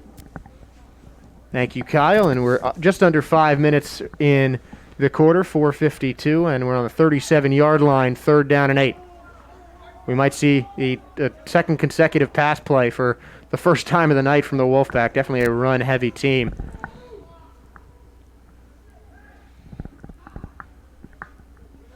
Malloy in motion, coming to the right side, and looks like some play confusion for Rugai with his coaches, changing the play, and instead he'll call a timeout before the play clock runs. Might have been intentional there. I think they were trying to draw him offside with the audible, but Benet finally showing a little bit more composure, a little bit more discipline, and no choice for St. Ignatius but to call a timeout. We will take a little timeout. We'll be back in 30 seconds. You're watching Sports Broadcast Solutions, a broadcasting network for everyone. Missing your child's sporting event just plain stinks. But you don't have to worry about that anymore, thanks to Sports Broadcast Solutions. SBS is a live broadcasting network, as well as covering your on-demand needs, recruiting videos, highlight reels, and much, much more. We can broadcast live to any website, and we also post as much on-demand content as you need. For more information about SBS, check out our website at sportsbroadcastsolutions.com. Sports Broadcast Solutions, a broadcasting network for everyone. 4:50 on the clock, 3rd and 8. And Josh, I think you got to go passing play here, but they have tried to run those pitch plays on 3rd and long. Do they feel like they can get it done tonight? It's up to Matt Miller, of course. I think you have to go passing play, even though they've been inconsistent with it tonight. Oh, no question. It's definitely a passing down, just a little too far out for a run play, and they've been getting like little small chunk plays, but nothing really game breaking so far. So I don't think that they can really trust a running back to make a play this long to get the first. It's 3rd and 8 now on the 37, and Bennett's really settled in on defense. 3 wide receivers set, 2 to the right. Malloy motioning from the slot back position, and it's going to be Tallarico. He's had so much explosiveness, and what a nice hit. Joey O'Malley. Oh, my. A little bit too high for my liking, but then again, I'm too critical for my own liking. But that was a heck of a tackle, though. In the open field, a little bit high, but he made up for it with his strength, and really nothing Tallarico can do. When a guy can tackle you like that, you just got to give yourself up and hope you don't get hurt. Yeah, about a 3-yard gain for Tallarico, who is above 20 yards on the night running. But not enough to move the chains for the Wolfpack, and it's Helms going back to punt again. 2 returners for Benet. Looks like it's Nick Johnson and Joseph Keogh. It's Johnson who gets it now. Trash that, it's Liam Johnson, and Johnson got some room on the left side, down the sideline, so a decent gain, but he's knocked out of bounds just past the 50-yard line at the 48. St. Ignatius is a private school, and for any high school anyways, it's not like you're going to recruit for punters, but obviously it is hurting St. Ignatius tonight. They just don't have that punter. Benet doesn't have that much better in terms of a punter, but yeah, that one hurt St. Ignatius. A low punt, and when it's like that, you can return it, and return it for quite a couple more yards, more than the St. Ignatius fans would like. Yeah, you don't see a lot of those like pin and back kind of punters in the high school game. It's just not as common, but probably the best starting field position of the day for either team, and it is going to be Bafia on the play action, and that one just too tall for his receiver, Kyle Modi, the intended receiver. So Bafia, 2 straight incompletions after completing his first 3 passes of his first varsity start, as 3:48 remain in the second. 2nd and 10 now for the Red Wings. 4 wide receivers out as Bafia finds some space and scrambles. He is tripped up by Talarico just short of the first down, about a 7-yard gain. Good run there for Talarico, not Talarico, for Bafia. And that's something that St. Ignatius knows, that you got to be able to score points. The defense has done their job tonight. You're going to give up points tonight. You got to find a way to score, so hopefully you can hold them to a field goal here. And Bafia, that one's deflected high up into the air, but no one's going to pick that up for the Wolfpack. And that one is knocked down for 4th and 2. Hard to even tell who the intended receiver was. That was the lineman of the Wolfpack leaping to swat that one out of the air almost instantaneously. So it looks like we'll have a 3-and-out as Benet is out to punt again, and Talarico back to receive. He's got 3 minutes and 37 seconds left to work with once the Wolfpack goes back on offense. And Benet with a nice boot. Going to bounce, roll to Talarico. He's going to make a nice juke out to the left side. He's got some space. Hitting the 20, breaking a tackle, and knocked down at the 25. So E.J. Talarico, a 15-yard gain on that punt. He's had a couple nice returns. And that one could have been even more dangerous, but Talarico making a nice return. Really quick feet he has. Yeah, he has a good job, too, of maintaining his balance and able to change from left to right. And that's what makes an ACL injury and an Achilles injury especially so lethal, is it changes your balance and your ability to go from left to right. But if you don't have that Achilles injury and you don't have that ACL, obviously Talarico is fully healthy. When you have that ability, it can definitely keep the defense on edge. And he certainly has. We've seen him make a couple of runs off that option.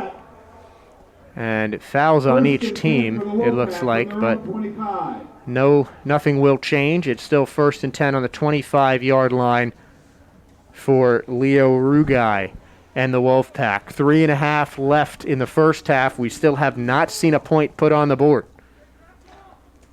And certainly would be a timely occasion for our first touchdown of the game for Coach Miller and his Wolfpack. That one's out to Talarico, trying to show off the wheels, getting outside, breaking a tackle, flag down. So Talarico is knocked out of bounds at the 42-yard line. So it would be a 17-yard gain, but a hold calls that back. And that's got to be a frustrating start to the drive. Would have been the biggest run of the game if not for another holding penalty. Yeah, that hurts, but sometimes, when nothing's really been working for St. Ignatius, I'm not saying to cheat, but sometimes it is better to grab just a little bit. Maybe you can get away with it instead of just allowing that edge rusher to get the tackle for loss. Yeah, it'll be 1st down and 18 now. Yeah, I think you just got to play. Don't fumble the football. Play a little possession football here and hope for the best. Rugai under center, a full backfield, and 2 wide receivers. Rugai's tackled, fumbles, but he falls right on top of that one. And that is great defense from the Red Wings. Great defense. Rugai has to be better about handling that football. 2nd time today, he has almost lost it. Remember, there was that mishandle between the center and Rugai That time, almost a fumble, and you just cannot afford to give away free points, because that's what it basically would be inside the 15-yard line, fumbling it there, and that's probably what the offensive coordinator, Matt Miller, is telling Rugai, look, man, it's okay to be nothing into halftime. Our defense has done the job. We'll readjust the offensive game plan into halftime. And a 5-yard loss for Rugai after that almost would have been that potential just touchdown-saving fall onto the ball from Rugai. Ryan Snell there making the tackle. Timeout. As a timeout is called on the field, and it's going to be the Wolfpacks. The culprits, their second of the quarter. We have 2:08 left, and we're going to take a timeout ourselves. You're watching Sports Broadcast Solutions, a broadcasting network for everyone. Missing your child's sporting event just plain stinks. But you don't have to worry about that anymore, thanks to Sports Broadcast Solutions. SBS is a live broadcasting network, as well as covering your on-demand needs, recruiting videos, highlight reels, and much, much more. We can broadcast live to any website, and we also post as much on-demand content as you need.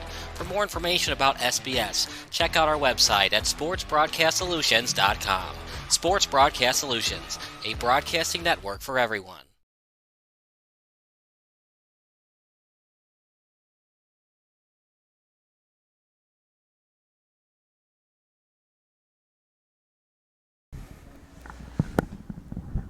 Only one timeout remaining for St. Ignatius. Kyle Smith alongside David Izzo on videography, Josh Sperber on play-by-play commentary. And what do you think that St. Ignatius is saying during this timeout? I think they just need to kind of get their blocking a little bit in order. A bad fumble on the last play, a hold on the first play of the drive.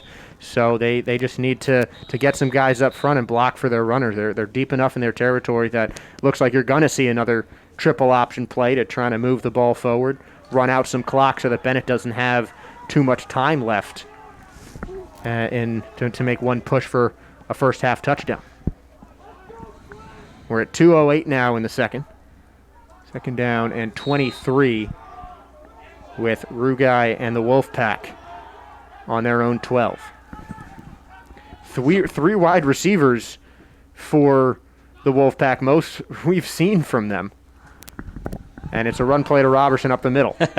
Yeah, Josh, there's no way they're going to pass the football at 2nd and 23 in a nothing game. Incompletion stops the clock. Just no way. Of course, Bennett's going to call one of their 3 timeouts here. No, and that is Robertson now.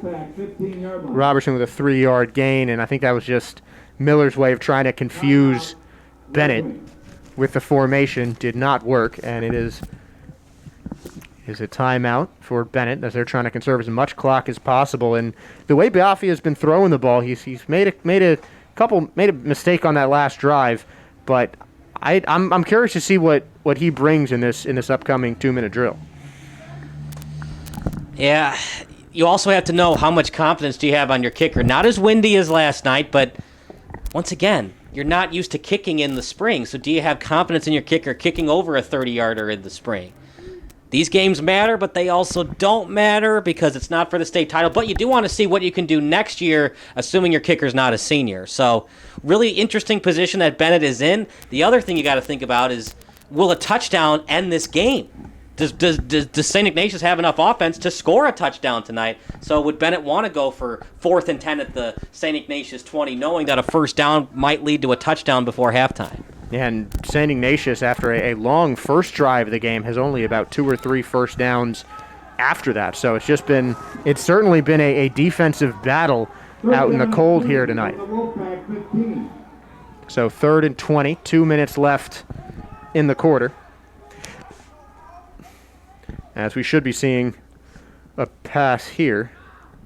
I don't know. I think they want Benet to waste another timeout. And looks like they will. It's going to be a keeper from Rugai, gaining a couple of yards on the play. It'll still be 4th down, another Benet timeout. Gain of 6. Timeout, Red Wings. I know the fans aren't happy about that, but you just can't give Benet a free timeout with an incompletion. I know it stinks. They have to punt, but are you really going to convert on 3rd and 20? I love Leo Rugai, but he's not Aaron Rodgers.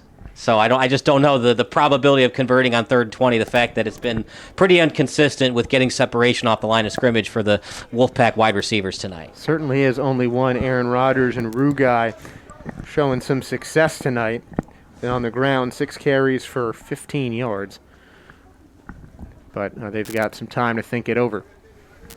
But should be seeing the punter coming out, and that's going to be Henry Helms. And what's cool about the high school game, Josh, is they play NCAA rules. So first down stops the clock until the officials reset the ball. So that's really important. St. Ignatius has to play more aggressive on defense because even if you're tackled in bounds, if it's a first down, stops the clock for a brief second. And Bennett's certainly been the team that has had more success moving the ball, definitely in the passing game with Bafia. But splitting 3 straight completions for 3 straight incompletions as he is getting ready for his first 2-minute drill of his high school career. First and last season, one of the seniors who's going to have their career tragically cut short by this pandemic. At least they get 6 games, but man, I'd love to see a state tournament as every season. Wouldn't we all? Unfortunately, not in 2020, in the 2020-2021 season.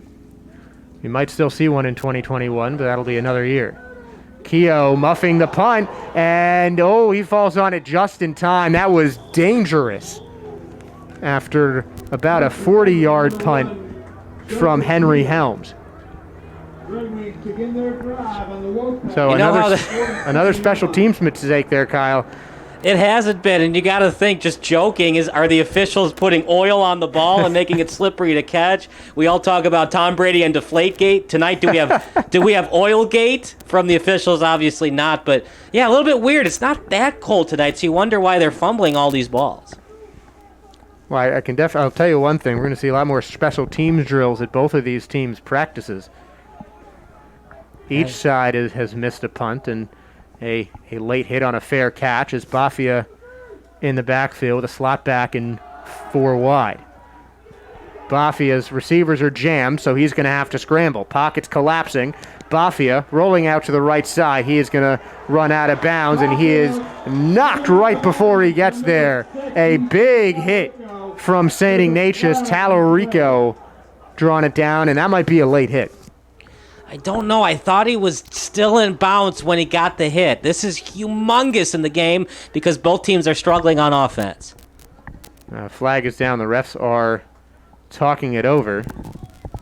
It would be it might be a gain of about 2 for Bafia. So it looks like a foul on each team. Wow. I didn't see that. Did you see it, Josh? I did not. Wow. I thought they were going to think about the late hit near the sideline. So still going to affect that. A 15-yard loss on the penalty. It's first down. And it's going to be first and 25. It should be first and 25. If it's a 15-yard roughing call. Yeah. Unsportsmanlike conduct. Hate to see that at any time in the season, but you're a little more excited at the season start, and this one more than any with everything that went on in the fall season. Now you got to think for Benet, incompletion stopped the clock for St. Ignatius, but I don't think you got to think like that. I think you got to think we got to find any way possible to get 3 points here, even if it means throwing it over the middle and possibly being an interception. You're absolutely right, but they're certainly playing that 2-minute drill offense.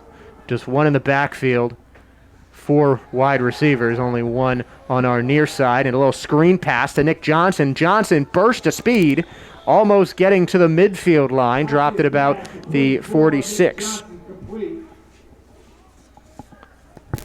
So Johnson getting the reception. Out to the 44. So should be a 5-yard gain. And Bafia's first pass completion since the first quarter. This Wolfpack team, they really earned that moniker Wolfpack, don't they? Great pursuit, didn't panic, got low on the tackle. And that one under pressure from Bafia. And Bafia ends up keeping, I don't know if he threw it before he was ran out, but Yeah, there could have been a lot of different. Yeah, they're gonna. Was he past the line of scrimmage? You had a better angle at it than I did, Josh. It looks like he threw it when he was out of bounds, and he was way past the line of scrimmage. He was definitely outside the tackle box, so they must have said no eligible receiver in the area. No, he threw it right. He threw it right at the ground. So definitely a good call by this officials team, and some sloppy penalties from Benet, and a grounding call makes it third, and I don't even know how many. At this point now, with only St. Ignatius having one timeout, I think you just got to do a running play. You just can't force an incompletion. Give St. Ignatius a free timeout. You know, you're not going to be happy being a 0-0 game, but you cannot give St. Ignatius an interception or a fumble, or a million bad things can happen when you pass the football. Still 4 wide, but it's going to be a quick handoff up the middle to Johnson. And Johnson is knocked down in the backfield by Jack Clisham once again. And Clisham, we've seen him fight his way into the backfield on a number of occasions. His second tackle for loss of the game. So Johnson has 2 receptions for 13 yards, but 3 carries for nothing. And the teams are letting the clock run. From the Red Wing, 39. And maybe there might be a punt to just end the half off, but it looks like we are going to end this first half scoreless. I'm surprised. I thought that St. Ignatius would call a timeout, do an all-out block, or possibly set up a punt return. You got 1 timeout left. Why not use it? And it looks like Coach Miller is going to take that into the half with him, and we will head into the half scoreless. 0-0. Neither team has gotten past the red zone. On that first drive, St. Ignatius was close, but it has certainly been a defensive battle here tonight. How about that, huh? I was thinking a little bit shootout football. Could be 3-0, could be 2-0, or we could end the game on a touchdown pass to make it 7-0. Either way, if you had this score 28-21, you were wrong tonight. Yeah, well, my bracket's busted. I'm not picking the score right in this game. My whole March Madness juju is certainly throwing off my prediction game, but I am predicting a very interesting second half. We'll be back for more on Sports Broadcast Solutions, a network for everyone.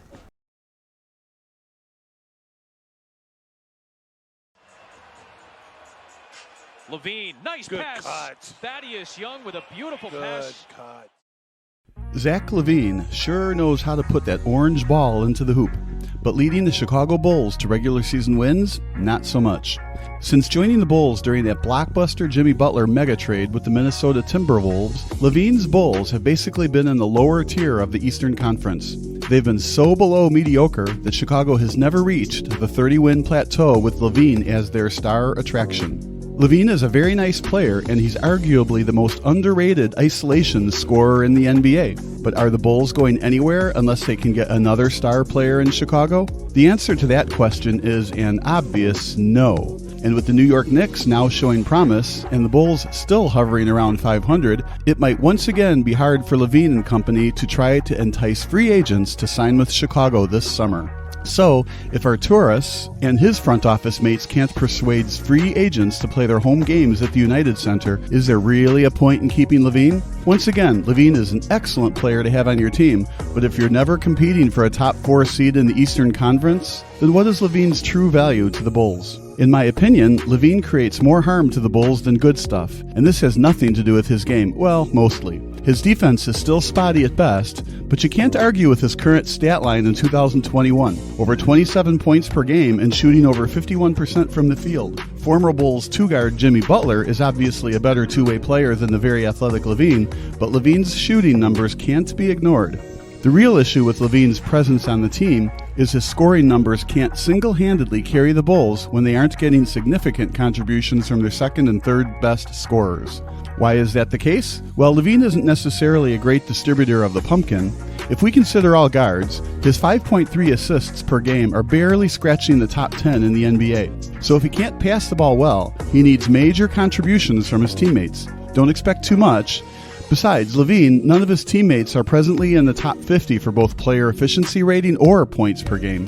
The problem is because Levine is such a gifted scorer, he can help lead the Bulls to some games they really shouldn't win. This is of course problematic because if the Bulls win too many games, they can't qualify for a top 3 pick. And until the draft lottery rules change, there just isn't much value in getting the 7 or 8 seed and losing in the first round of the playoffs. Therefore, the most logical option for Arturas is trying to trade Levine.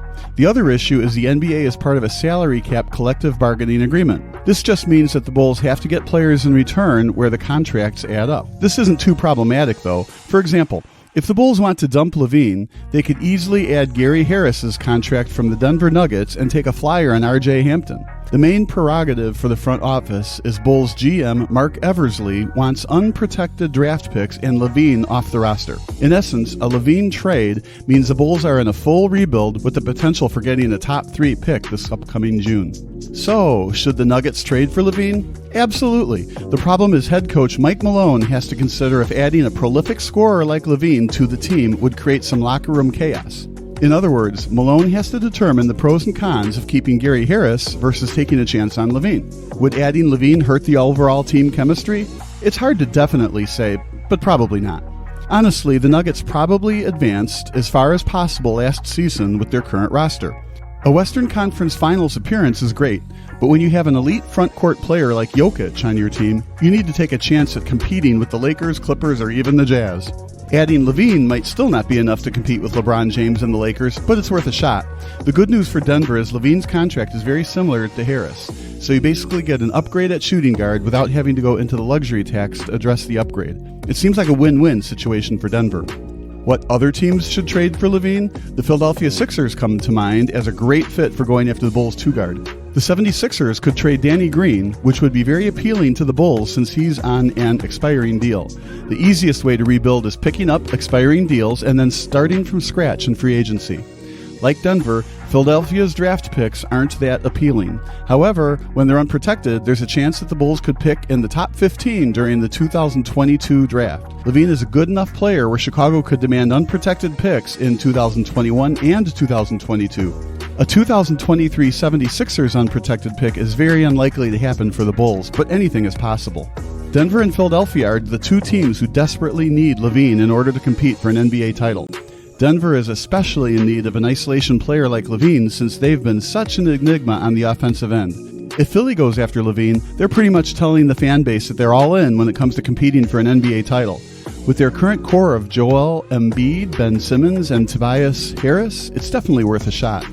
Brooklyn has yet to play unbeatable basketball, but I expect that to change as we get closer to the postseason. However, even with a big 3 of James Harden, Kevin Durant, and Kyrie Irving, the big 4 of Embiid, Simmons, Harris, Levine might even be better than Brooklyn's humongous 3. If Denver and Philly don't pull the trigger on dealing for Levine, expect the Lakers to factor into the Levine sweepstakes. Kentavious Caldwell-Pope is an excellent role player wing, but he's nowhere the same scoring threat as Levine. The Lakers have young role players that the Bulls would love to have, Alex Caruso and Montrezl Harrell. The issue for LA is the Lakers have an excellent closer as is, and the main reason they went after Harrell is to weaken their in-city rival, also known as the Clippers. The defending champions might also not see a lot of value in Levine's game. Remember, the Lakers are the best defensive team in the NBA, something Levine isn't well known for during his tenure in the association. Would acquiring Levine actually make the Lakers a worse defensive unit? In my opinion, Levine's offensive attributes more than make up for his defensive liabilities. Don't sleep on the New York Knicks. They would love to keep winning games and possibly sneak into a 5 seed for the playoffs. Then again, Madison Square Garden won't have any fans during the playoffs. If anything, MSG would be less than 20% capacity. Is it worth it for James Dolan to trade for Levine and possibly ruin the chemistry they've finally started to get with their good young core? I think that it is, but it might not be for head coach Tom Thibodeau. That being said, the Knicks are certainly making a push for the playoffs. They recently traded for former MVP point guard Derrick Rose, and with COVID-19 still very prevalent in American society, making the postseason would be huge for the Knicks.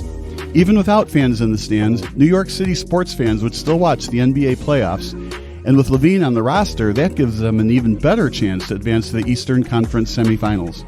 But what do you think? Should the Nuggets, 76ers, Lakers, or Knicks trade for Levine? Make sure to comment below and subscribe to Sports Broadcast Solutions.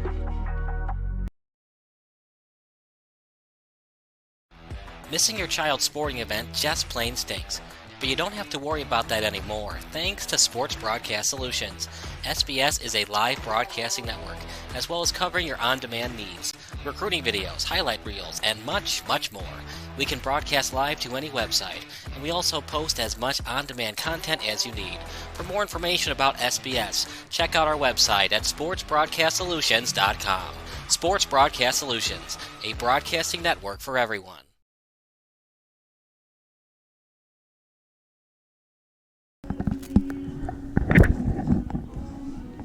Welcome back to 4 Nelly Field, and it has been a nail-biter in this first half. A strong defensive game from both sides. 0-0 on the scoreline at halftime.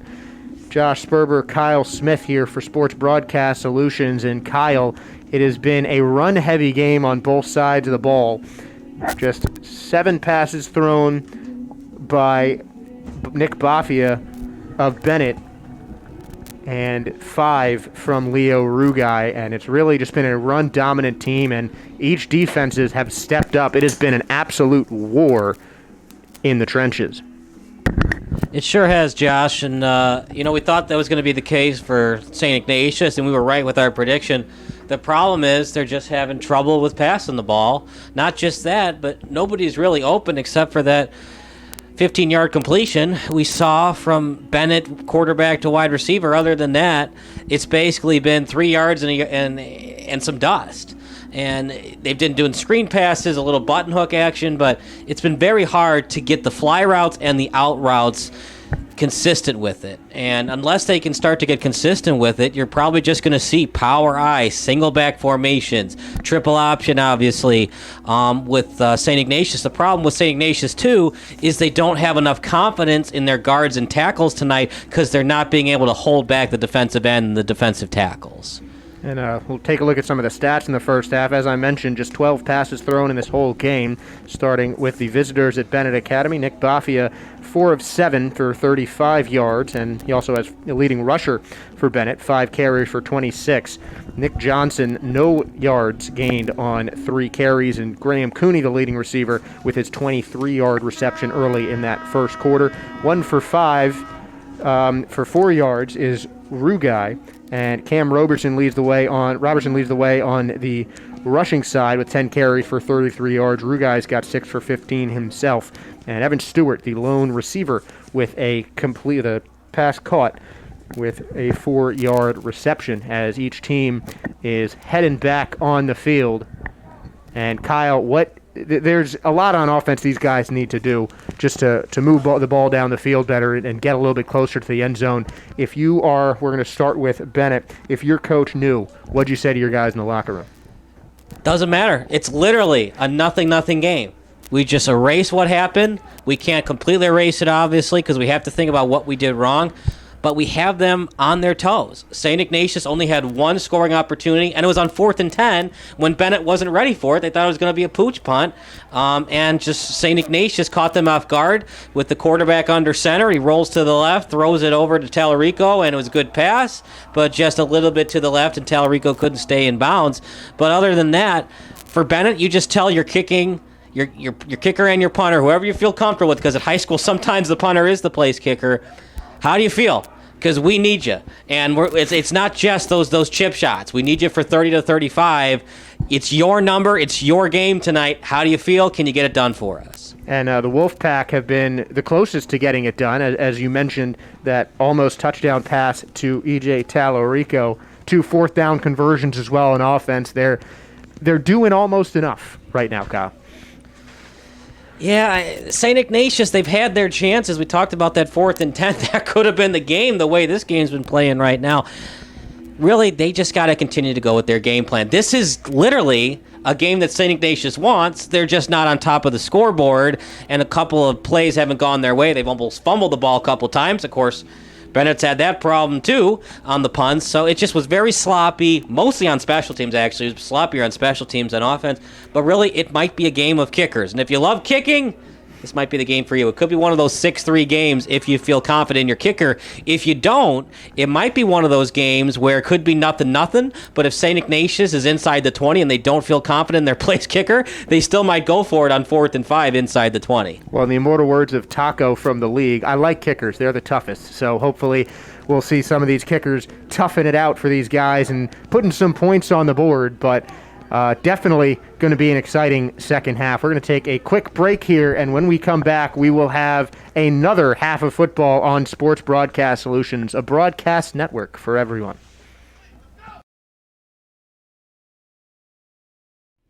Sports Broadcast Solutions is a broadcasting network for everyone. For those of you who would like to broadcast or live stream your event, or maybe make a highlight tape but would like a sponsor to fund the event, SBS has a myriad of ways to advertise your sponsor during our broadcasts. We have commercials. We have on-air reads by the announcers. Albatross Physical Therapy and Wellness specializes in pain-free. We have graphics. And we have watermarks. Finally, Sports Broadcast Solutions can create a commercial for you or your sponsor. Whatever your sports broadcast needs, we are at sportsbroadcastsolutions.com. Check us out and become part of the digital sporting world.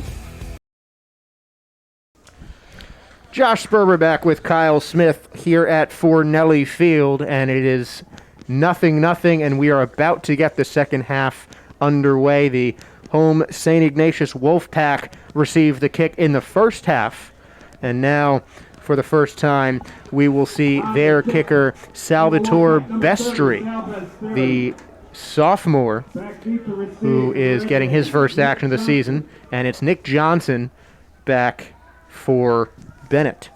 Also having kind of the halfback kicking slots, Joe Keogh and Graham Cooney, as Bestri up for the kick.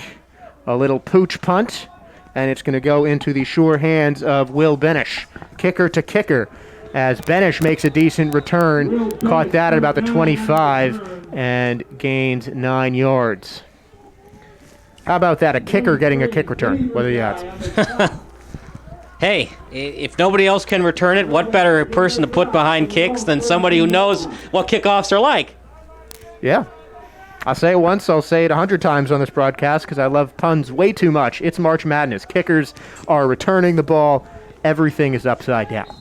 But one thing is not upside down is Nick Baffia, 4 for 7 for 35 yards in the first half and second among all rushers in this contest. This time he hands it off to Nick Johnson, who might have gained his first yard of the game. But once again, he is stopped at the line of scrimmage by this strong three-man front for the Wolfpack. I'm going to say it once, I'm going to say it again. You want to win tonight, you're going to have to go spread formation, roll outside the pocket, and throw on this St. Ignatius team. Splitting two wide receivers, as that is a bullet to Benish, it looks like. Or check that, it's Cooney with his second reception of the game. He has 27 receiving yards now. And a 4-yard gain makes it a third down and short. And that one high, and Jack Malloy was 2 steps behind that one, overthrown, intended for Augie Mazza. Blocking wasn't great either, so even if he had completed it, it probably would have been short of the first down.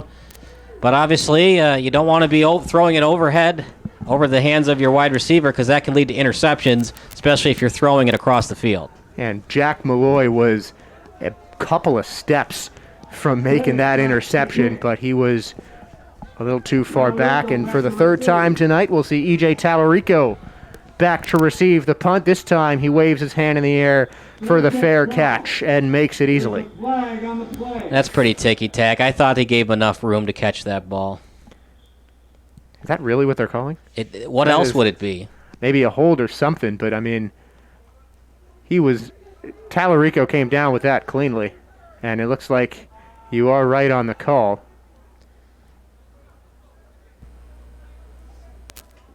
Sideline warning on the Wolfpack. Actually, they're giving it another sideline warning. I think that's the second sideline warning of the night. You get one warning and then it's a penalty. So that would explain the penalty. A very excited Wolfpack team to be on their home sidelines once again. Just they got to stand behind those white lines. Yeah, It's definitely for safety. And unfortunately, we saw at the NFL level where a coach tried to trip a player and did during an NFL game. So it is a very serious rule. It's not just, just try your best to stay behind the white line. No, it is a safety thing. You got to make sure you're behind that white line. I think it was Jacoby Jones who got tripped. I can't remember the coach who did it, though. And going up the middle is Robertson. And he will gain a yard. And Cam Robertson has more carries than anyone else on his team combined. 11 carries for 34 yards and has been able to get positive yardage on all but one play. So a lot of those short gains to kind of make some impact against the offensive line and wear them down a little bit. But it's the rest of the team that needs to bring that knockout punch. Yeah, and once again, it goes back to when you don't have confidence in passing the ball, the defense knows that too. They're going to stack the box until you can prove you can throw it to the sidelines or down the field. And until then, the Wolfpack will be trying to break through that stacked box as it's going to be Robertson again. Won't get much, maybe a yard or two. It is nice to see the fullback. It's not dead in the NFL, but you don't nearly see it as much as the days of Mike Allstott and the other great fullbacks back in the day. The glory days. As it's a 2-yard carry for Robertson, but it's certainly not dead for Kyle Juszczyk. He just got paid by the Niners. He's almost like a tight end, how he blocks and He's whatever they need him to be. He's the Niners hero that they might not be the hero they deserve, but he's the one they need right now. He is the. I didn't know if you were going to go full-on Christopher Nolan references, but I guess we're going that way tonight since the score's still nothing. I could quote that whole movie if you wanted me to. And a pitch out to Tallarico. This is where we've seen some dangerous running, and Tallarico making some nice move, breaking tackles, dodging defenders for a 6-yard gain and a first down. It seems like every run EJ makes, he makes it exciting. If you want to get somebody that's shifty and he has those joystick type of moves, you got to get low. Football's a strong sport. It's a war of attrition, right? But if you don't get low, especially if somebody is tiny and shifty as Tallarico, he's just going to power right through you. Arm tackles aren't going to do anything against Tallarico. You got to get low, and you got to get your legs into the play, get into the play, level up, and tackle low. And Tallarico, I mean, if there's going to be anyone who's going to break off a big play for the touchdown, it's going to be him. They've only given the ball to him 5 times. I'm surprised we haven't seen more of him with the success he's had on the ground tonight. Well, you don't want to risk injury. You can't think like that as a coach, but there's always a carry limit for somebody that's on the smaller side. This is true, and Keogh getting the give here. He's going to be brought down for nothing. Yeah, I think you kind of have to abandon those quarterback keepers. If you're going to do that, probably see if you can get a pulling tackle and do a little bit of a quarterback sneak out to the left. You saw that with Vic a lot in his prime. Obviously, he was running 4 or 5 40-yard dashes, but they would run shotgun with Vic, and then they would get that pulling left tackle and get Vic out on the edge. Rugai's great on the edge. He's got some size, too, with those quarterback keepers. They're not successful right now. I'd like to see him get on the edge and see if you can get those tackles into the play. But do you have confidence in the athleticism of your left and right tackles? And have you been practicing that a lot in practice? Hard to say. Ball right at midfield. 2nd down and 9. 7:40 left in the quarter as that one goes up the middle with Robertson again. Robertson on the carry. And Robertson a 3-yard gain, averaging exactly 3 yards per carry. And it's been those chunk plays that are slowly moving the ball forward. St. Ignatius dominating the time of possession because of Robertson just continuing to chew up yards and chew up clock. Once again, do you feel confident in your field goal kicker? 20 yards in the future, do you feel good going for that field goal? I don't know. It's still early on in the 3rd quarter, but I just don't know how many more chances St. Ignatius is going to have on offense tonight. Yeah, right now we're certainly not in field goal range. It's 3rd and 7. And a flag on the play. Someone might have jumped on Bennett's side. The play ends up being Rugai gaining a couple. But we'll see. It looks like this one's going to come back with a flag that early there. It was really early. Can't be a hold. I'd be kind of shocked if it was a hold. Looks like it's going to be an illegal formation against St. Ignatius. That's the problem with the triple option. So many things happening. Sometimes you lose your assignment. And especially in a year like this when you weren't able to practice for 6 months. And remember, these kids have only been practicing since March 1st because of the pandemic. Individual workouts, sure, but team workouts, very few and in between. And when you're running a triple option, sometimes those assignments or lack thereof can happen. That's why there was an illegal formation for the Wolfpack there. And football's certainly a team sport, and you need to get all those team concepts down. And as you said, it's just they haven't had the time. So back in their own territory will go St. Ignatius. And it's going to be 3rd down and long. 6.5 remaining, 49-yard line where the ball is for the Wolfpack, and it's Keogh under center. Tallarico in motion instead to give up the middle to Robertson, and not much going on for this run game. And back in enemy territory, but it may have forced a punt situation. A little bit surprising that you don't want to do the passing play, but if you don't have confidence in your quarterback, you don't have confidence. It's really not about Rugai either too much. The guards and center haven't been great either. And because it's a triple option, they don't run a lot of shotgun. It's not a spread offense. That time you really want to go shotgun. They don't really run that a lot. So they're just going to run it and do a little pooch punch, see if you can pin them inside the 20. And with Helms back to punt, you really haven't seen any of these teams that willing to take chances. You've seen there was 1 or 2 deep ball attempts by Rugai. They went flying over Evan Stewart's head, as that one is going to hit behind the oncoming defender, Tony Tirado. And that one takes a Wolfpack roll, but out of bounds. So Benet will take control deep in their own territory at their own 17-yard line with 5.5 remaining. Now it's decision time for Benet. Do you want to go all out, try to go 83 yards for the touchdown, or when you get inside the 20, are you thinking field goal? Because remember, because both teams' offenses have struggled. Let's say Benet got the field goal by St. Ignatius because they've been dominating right now with ball possession. If they score a touchdown, that could be the game 7-3. So you want the field goal, but you're also thinking maybe one touchdown ends this game. You got to be aggressive, I think. And aggression is something that we haven't seen from either squad. So it'd be interesting to see the start of this drive for Boffey after a 3-and-out in the last possession. 4 wide receivers and Johnson next to him, and it's going to be Johnson getting the give up the middle. He's going to gain some yards for the first time tonight. That was a man's tackle, though. A nice shot by Gabe Amaker taking out the legs of Johnson. But Johnson on his 5th carry, gaining should be about 9. 5 yards, or 8 yards rather. From their own 27. So a good play call to start off that drive. And some good execution. Johnson going to get some confidence.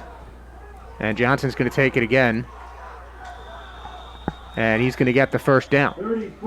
Check that, it is Carson Forney getting his first carry of the game.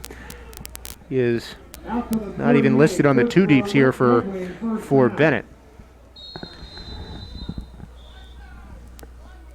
You saw a little B-gap blitz there from the Wolfpack, and I like the aggression. But eventually in football, there's an offensive line, there's a defensive line. The defensive line can't win every battle. St. Ignatius' defensive line has won the majority of them, but law of probability says Bennett's going to win some of them. That time they do, what can St. Ignatius do to adjust? Because they can't afford a touchdown. In fact, they really can't afford a field goal either, but you can live with the field goal if it happens.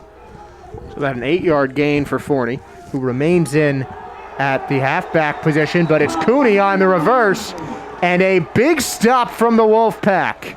Number 3, John Kemp, making his first tackle of the night, and that is a big loss for Forney. How about that, huh? A sack to ignite this fan base and your teammates.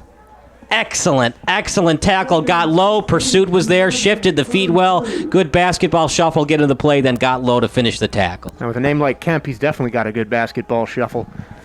6-yard loss for Johnny, the biggest loss we've seen, not on a penalty today. And Bafia, comfortable in the pocket, throws it up the middle and has the completion, but it won't be enough for the first down. It's Augie Mazza, his number one receiver, and Mazza will gain back about 7 yards, and Vinny Rugai making the tackle. 3rd and 3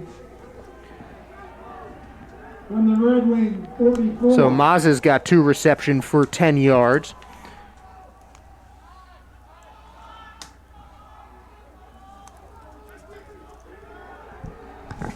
And under center again, 4 wide receivers, 2 on each side. And still, it's Forney in the backfield. It's a quick pass, almost picked off, and it looks like that's a catch.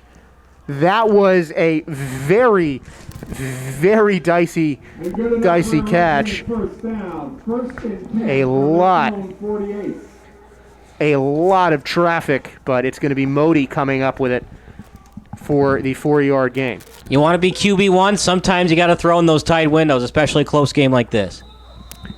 And that brings Bafia's total to 50 yards on the game, 7 for 11.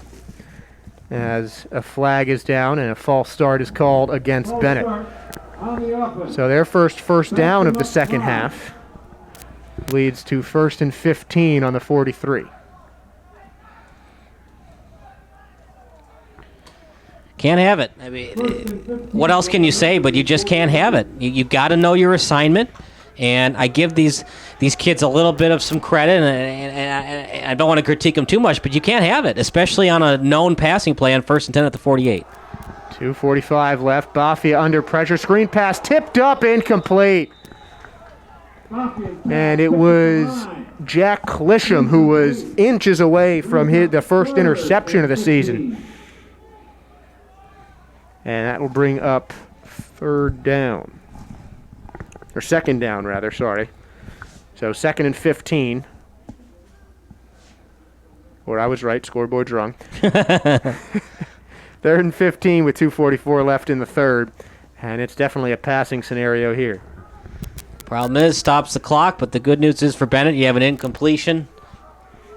St. Ignatius hasn't really done much on offense either. The chess game continues. And a option, Bafia's going to take it, and Bafia's got room down the sideline, and that could be a touchdown, but a flag is in the air. That's got to be a hold. He had so much room. Nothing else. There's nothing else it could be. And you can see the side judge saying, "Hold your horses, Benet," and he's waving back. He's waving it back. That would have been a huge play for Bafia. Hold. It looks like he's going to take back a 57-yard run. Timeout called? No way. Wow. Touchdown's good. No flag. Oh, so I think it was it might have been a sideline warning. So that's a 3rd sideline warning for St. Ignatius, but it looks like we've got ourselves a touchdown, and it's Nick Bafia. A 57-yard touchdown run.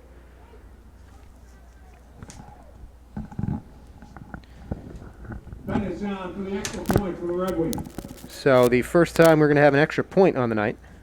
Could be the last one, too. Let's hope not. I love a good touchdown. And that brings Bafia's rushing total to 83 yards with that 57-yard score as Benish's kick is up and good. So for the first time tonight, we have a touchdown. 7-0 for the visiting Benet Academy. Bit different than the scoreline last year. We'll be back.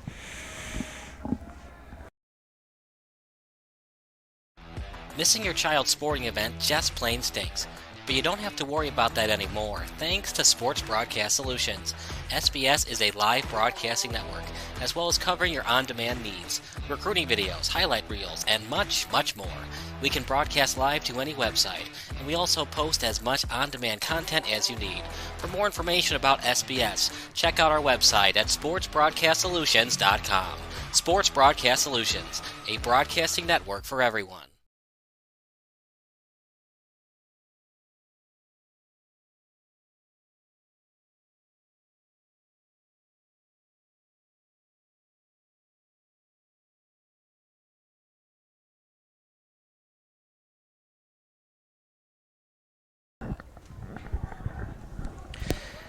Third quarter of action, a 57-yard sneak from Bafia to the end zone, and it was an immediate penalty. We've seen a lot of those today. We thought it was a hold.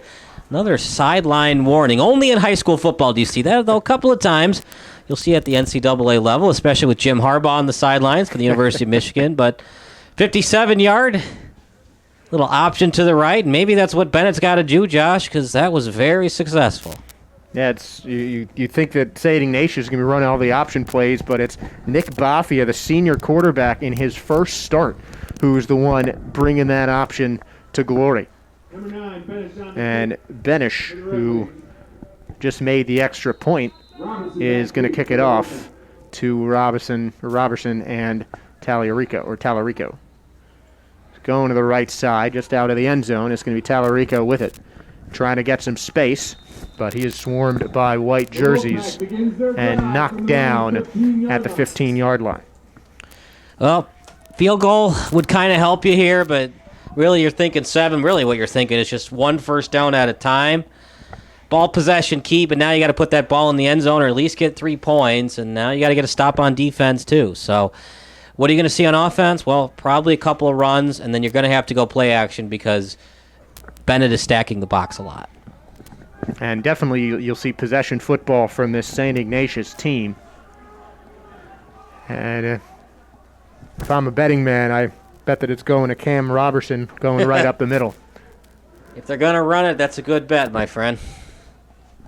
So 1st and 10 from the 15, 2.5 remaining in this third quarter. And it looks like they're going with a play action instead. Stewart is open. Can he get there? He's knocked down. Doesn't get the reception, and an easy pass interference call right in front of the official.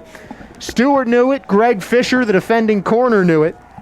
And that is going to be a big gain on penalty yardage. Remember, though, they play NCAA rules. It's only a 15-yard gain. It's not a spot foul. Yeah, but still, I mean, that I got to say, that could have been a touchdown-saving penalty. Stewart looked like he was there. He had Fisher beat. And if he was completed, enough speed could have been trouble. Yeah, it was a little bit late on the throw, but at the same time, you got to expect a lot out of your high school quarterback to be able to throw it 50 yards on a dime. That's like a Sam Darnold arm to be able to do that. But it was a good enough throw that the defender had no choice but to do the pass interference. Otherwise, it would have been a 40-yard completion. Absolutely, and it's now 1st and 10 again. 10. This time from the 30. Malloy motioning again. This time it's going to be Robertson up the middle. And I just don't like that. They were showing some consistency a little bit with the passing game. You got to do it one more. I think 2 to 3 passes in a row to really keep Bennett guessing. I don't like going to Robertson. I know he's been your most consistent offensive player right now to a certain extent, but they seem to find something in that last passing play. I would have tried to do it again. Yeah, it's really just been kind of their default setting where they start off a drive with that. They had the trickery with the play action, but you haven't seen a play with multiple passes in a row. It's what you said, and usually it's kind of you alternate any attempted an option, a pass play with that Robertson rush under the middle. So not a formula for success, and that's why it is St. Ignatius chasing Benet Academy. Look at that pitch. Almost got tackled for a loss and didn't really get much on it, but could have been a lot worse. Could have been a fumble, could have been a sack. Instead, it's a very short gain for the Wolfpack. And Tallarico with a 1-yard reception, his first of the game. 1-yard rush, I guess. So Tallarico brings his rushing total to 35 yards. And it's 3rd down and 9 with about a minute to go. And then it's decision time for Bennett. Let's say that St. Ignatius doesn't get this first and they do an incompletion, make it 4th and 7, they punt. For Bennett, you obviously want to score another touchdown, make it 14-0. This game is pretty much over. At the same time, though, you might want to just keep running the ball, even if you're not getting first downs. You get a couple of first downs here, you keep running clock, and you put the pressure on St. Ignatius when the Wolfpack get the ball back again to tie it up late in the fourth quarter. This time a quick bootleg out for Rugai. He's got Stewart open, almost a great one-handed catch, but a little too tall for the senior receiver, and we've got another fourth down. That's why you do the drill, hands out, hands out. Unless you have exceptional talent, you always want to have two hands out at all times, even if you're not going to use that other hand. Just by the laws of muscle memory, you're going to use that other hand to help your left. When you don't have it ready to go, it gets there too late, and you have to force a one-handed catch. If the hands were out, it could have been a two-handed catch and a diving play. Either way, it would have been a tough catch. And Rugai rolling right into pressure as well, just put a little too much on that throw. As back to receive is going to be O'Malley and Johnson. Helms on the punt. Remember, could be a little short punt again. You got number 9 ready for Benet for the pooch punt. And that one went straight up in the air. Mulcrone getting out of the way of it. And St. Ignatius is letting it roll. And it's going to be downed at the 38 by Damian Lissac. From their own 37-yard line. So back comes Bafia and the Red Wings. Last time he touched the ball, he made some magic happen. A 57-yard touchdown run. That is the difference on the scoreboard. 7-0 with 26 seconds remaining. And it's 1st and 10 on the Red Wings' own 37. For Benet, just try to get a couple of first downs. Keep that clock moving. Have the St. Ignatius office second-guess themselves on the sideline as we get closer to 0-0 on the clock in the fourth quarter. And a handoff fake to Johnson. Bafia with a nice stiff arm trying to get some room. He was way behind the line of scrimmage, but burst his way ahead of it. Maybe a 2-yard gain for Bafia. A gain of 2. And that'll bring up 2nd and 8. 2nd and 8 from the Red Wing 39. So 7 carries for 85 yards, and of course that 57-yard touchdown for Bafia, as that will end the third quarter. We finally have a score, 7-0 off that big touchdown run from Bafia. We'll have one more quarter left when we come back on Sports Broadcast Solutions, a broadcast network for everyone.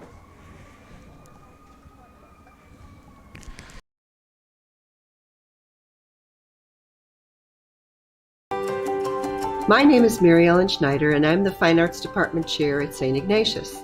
I'm proud to say that we probably have at least 50% of the student body involved in one of the visual or performing arts throughout their career here. It's important for the students to be involved in the arts here because they learn something that they can enjoy for a lifetime. There's no cap on how old you can be to be a musician or a visual artist and create. Our talented students are very creative. Beautiful things are displayed around the school. They all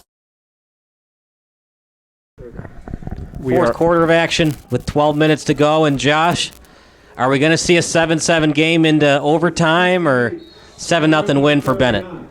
It is too hard to say, but I mean, that Benet defense is really shutting down the option offense. And Bafia taking the snap. He finds some space on the right side, giving Shakes a sack, and that is just too tall for Ryan Snell. It was in the hands, though. If it's any time on the fingers, unless he's got to jump for it, that's got to be caught. And Bafia's been so successful on the quarterback sneaks. I thought he should have just ran for it, maybe get 6 yards and do the quarterback slide. A little bit surprised that he would want to throw off his off foot like that, but he has good arm strength and he's got good intangibles that should have been caught on the boundary. His scrambling ability has really impressed me tonight. He's been really good awareness in the pocket, able to find that space as that incompletion leads to 3rd and 8. So 7 for 13 for 50 yards is Bafia. He's got 85 on the ground now. And Bafia again rolling to the left side, this time caught on the button hook. And that is Augie Maza. Yeah, that was just a great route. by the Benet wide receiver. It was originally an out route, forcing the defender to cheat to the sideline and then coming back to the ball to help out his quarterback. That was just picture-perfect wide receiver play. You can be a great defender, but there's no defense for perfect offense.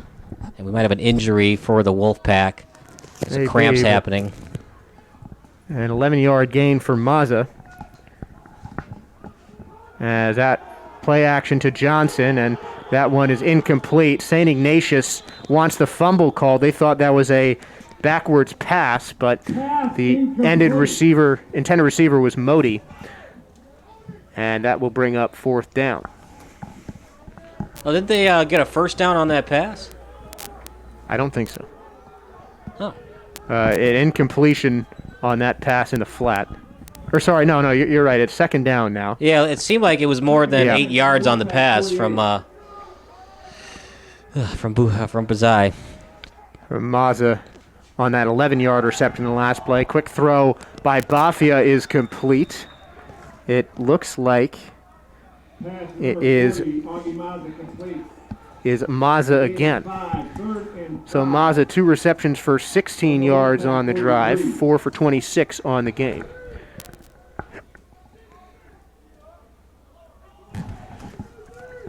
And it's going to be 3rd and 5. In enemy territory now on the 43-yard line. This one going to the left side. Actually, they faked me out there on that option keeper. Faked the handoff to Johnson, and it's Bafia who gains about 1. It won't be enough for the 4th down. Decision time for Benet. You're up 7, though. I just don't see why you would want to go for it here. Make St. Ignatius go the length of the field to tie this up at 7-7. That being said, if St. Ignatius scores a touchdown, they might go for 2 to win this game 8-7. Anything's possible tonight, especially with the St. Ignatius offense. I'm not going to lie, I'd love to see that. I'd love a good 2-point conversion deciding a game, but it's Benesh punting it. One high up in the air and taking a very friendly bounce for the Red Wings. And knocking that one down is long snapper Connor Lapine. 17-yard line. They'll begin their drive.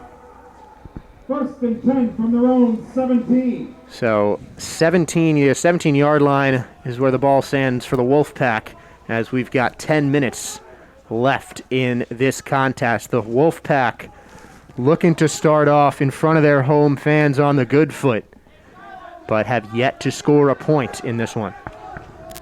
Field goal doesn't really help you, especially the way that Bennett's been running the ball lately and passing it. You got to think 7. In fact, if they get 6, they might go for the 2-point conversion and be gutsy. Matt Miller has done that before. I saw him go for an onside kick after halftime, down by 20.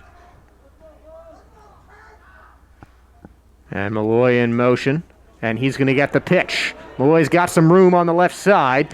Leaping over a tackler on the sideline. That's going to gain 9, maybe 10. And a nice pitch play to start off that drive. They're going to turn that into a 12-yard game. His first carry since a 2-yard loss in the first quarter. Excellent team defense, though, for Benet. Sometimes you might see a defensive end that kind of gives up on the play. They're like, I got beat. The play's to the other side. No, you have to pursue because you never know if the running back's going to do that little cutback move and try to go the other way. You have to pursue. Good job there from pursuit from the Benet Red Wings. Otherwise, it could have been more than 12 yards.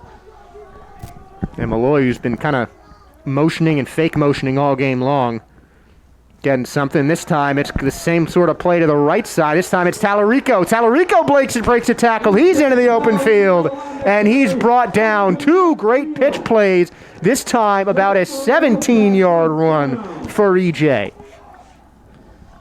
You know what? I know you want to have a carry limit for him because EJ also plays wide receiver in pretty much every position on this team, including special teams. I think you just got to get it to him on the edge. You can't think injury. You can't be worried about an injury, but I still don't think you need to use EJ Tallarico for those I formations, single back formations up the middle. Get it to the edge. Try to call more times. See if it's successful. Right now it has been thus far. He's the fastest player on this field and showing it. 7 carries for 52 yards in this, and a lot of them have gone. He's had multiple rushes for over 10 yards.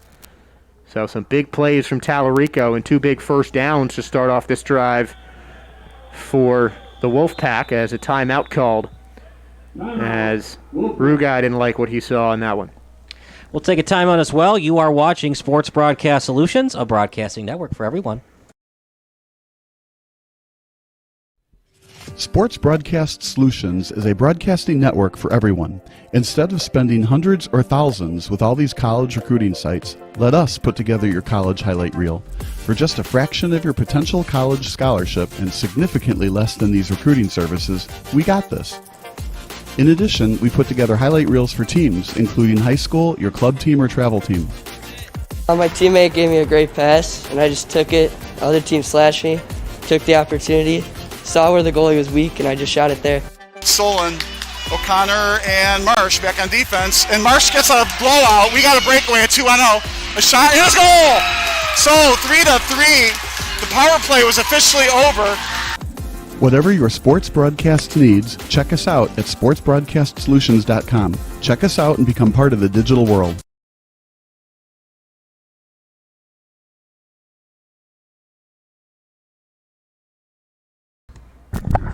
$8:51 to go. St. Ignatius driving. They need 7 to tie it. Will they get the touchdown and goal for 2? We'll see. First things first, they got to get that ball into the end zone.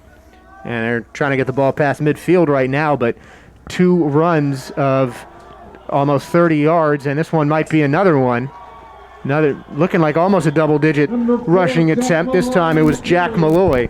So those pitch plays have been working right now, and this time it is another first down, about an 11 or 12-yard gain for Malloy. Good for a Wolfpack. First down. So Malloy, a loss of 2 in the first quarter, and he has 2 carries for now 23 yards in this fourth quarter. A fine time to start heating up for Jack Malloy, the junior. So you'll see another year of him, and hopefully it will be a full season in the fall of 2021. Roberson in the backfield behind Rugai, and in motion is Tallarico. Robertson gets the give up the middle, but an instant flag coming down from the referees. Yeah, it looked like at least one of the players for the Wolfpack was in motion. Illegal shift on the Wolfpack. Backs him up 5. So a 5-yard loss on the illegal shift. And that ball moving down to the 46. I think this game is so important for both teams, obviously in the conference standings, but it really shows you how every little penalty impacts the game. Sometimes when you get blown out 38-7, you think, oh, did that 15-yard unsportsmanlike penalty really hurt us tonight? You really understand how every play impacts the team and how every bad penalty impacts the team, and that's really the case for both teams tonight. And some penalties have derailed some progress, but a couple of big runs. And now a pass play. Rugai's got it. Tallarico open. He's going to make the catch. E.J. Tallarico, another huge play and a big first down, putting St. Ignatius in the red zone. Pretty darn good throw right there by Rugai. If he had a little bit more touch on it, with the ball placed in front, it would have been a touchdown, but at the same time, wow. You got to have a lot of guts as a quarterback knowing it hasn't gone your way tonight throwing the ball. Excellent throw on the boundary. Rugai finishes it by staying in bounds, having at least one foot in to make the catch. Excellent execution by the Wolfpack offense. And that is a 35-yard completion, the biggest pass play of the game and the biggest play of the game for St. Ignatius. And for the first time, we have a team in the red zone. QB keeper, Rugai taking it, stuffed up the middle. He might gain a yard. A gain of 3. We're giving him 3 yards on that play, 20 yards on 8 carries so far as the clock ticks under 7 minutes. I don't know about you, Josh, but if I'm St. Ignatius, if I'm head coach Matt Miller, I'm going for 2. I'm going for the win. No state tournament. I'm going for the win. I don't care about OT. No, I agree with you. You got to go for it all here. The couple of home fans that came out in the socially distant crowd, they want a show, and you got to give it to them. But got to have a lot of guts, though, because you are going to have those naysayers. Why didn't you just get the extra point? That one going up the middle. And won't gain much, but still chunk plays closer to the end zone, and it's, guess who, Cam Robertson. A short gain, if any. Gain of 3. And 3rd and 3. it is 3rd and 3 now. Is it 3rd and 3 from the 4 or the 14? 4-yard line. So you can get a first down and then you have 1st and goal, but obviously you're thinking TD. As the only thought, 6 points, the only thing that everyone on this St. Ignatius roster is thinking. Looking for their first score of the season. That would be an extra point away from evening it up. With the holder, Obane Igwuche, as practicing, it's Rugai for the touchdown. Put 6 points on the Jumbotron as the Wolfpack answer. They're 1 point away from tying it up. Leo Rugai with the 4-yard score, his first touchdown of the season. He had 7 last year, and the all-conference quarterback puts Bestry in position to tie it. Okay, well, I thought that Miller might have more guts. He has confidence in his defense. They're going to go for the extra point. And, ooh, that was close. But Bestry doinks it off the top corner, the top right corner of the post. That was very close to Coach Miller not listening to our broadcast.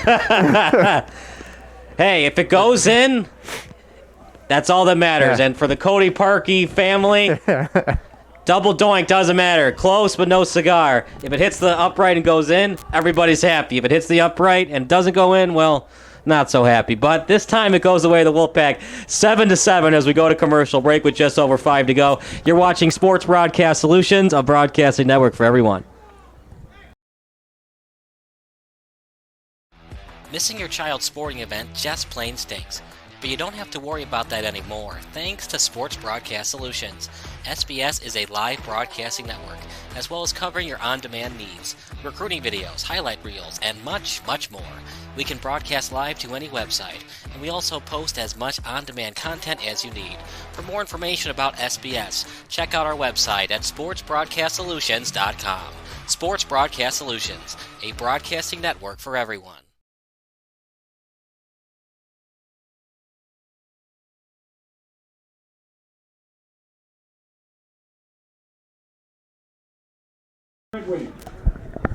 Johnson's deep for the Red Wings, 7-7 score. If you're just joining us, both touchdowns have come from the way of using your offensive line and the quarterback keeper. Both quarterbacks have rushing touchdowns today. And you got to give some credit to all 18 of the other running backs for St. Ignatius. As Johnson, that's Cooney with the return, getting about 10 on there.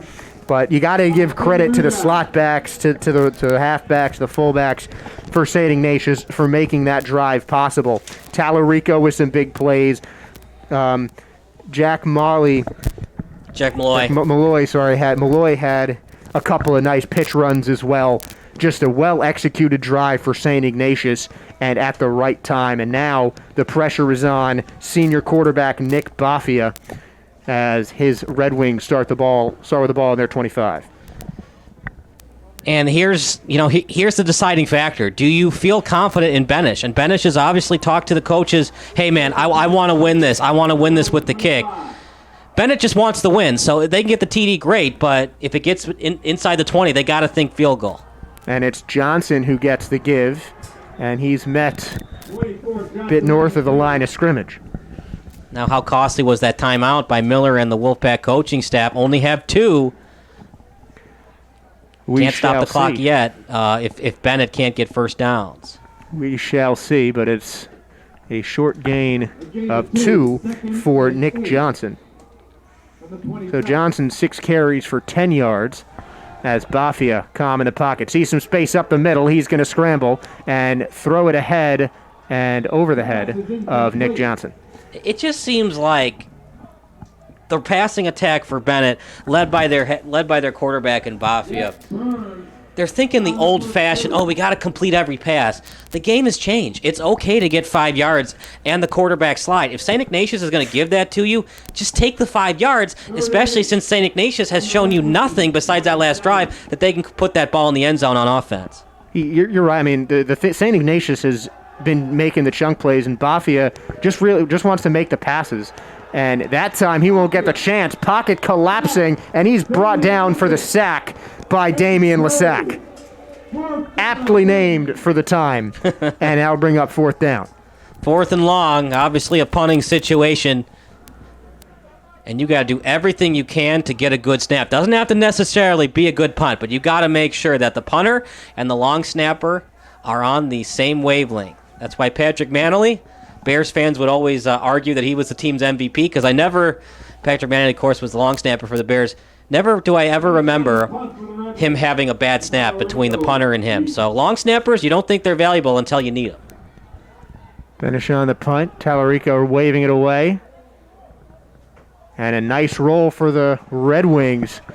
That ball might have rolled more than it was kicked. And it'll be down inside the 30-yard line. Wolfpack 27. So under 4 minutes in regulation. And that is the specification that we need to make at this point, because we are tied at 7. We'll start on the 27-yard line. And we'll see what St. Ignatius can do. They kind of changed up their MO on offense. They'd been running a lot more up the middle, but a couple of nice pitch plays really opened the field up on that last drive for the Wolfpack. Sure, it seemed like they caught Benet off guard with that. Then the linebackers were cheating towards the boundary. That allowed the wide receivers to free up to get some space on the sideline. And because of that, you saw some good passes to Tallarico. Tallarico has pretty much been the one-man wrecking crew for the offense tonight. You can't really double him on defense. What you can do is have a safety over the top to make sure those windows are tighter for Rugai. And Tallarico was just kind of stretching out his calf muscles there. He's certainly the guy I would want to have the ball right now for St. Ignatius. But he might be a little bit banged up. And this early going in the season with the little amount of playtime they've had, that is always a cause for concern. That would be something if Rugai decides to play baseball, because the baseball season doesn't start till mid-April.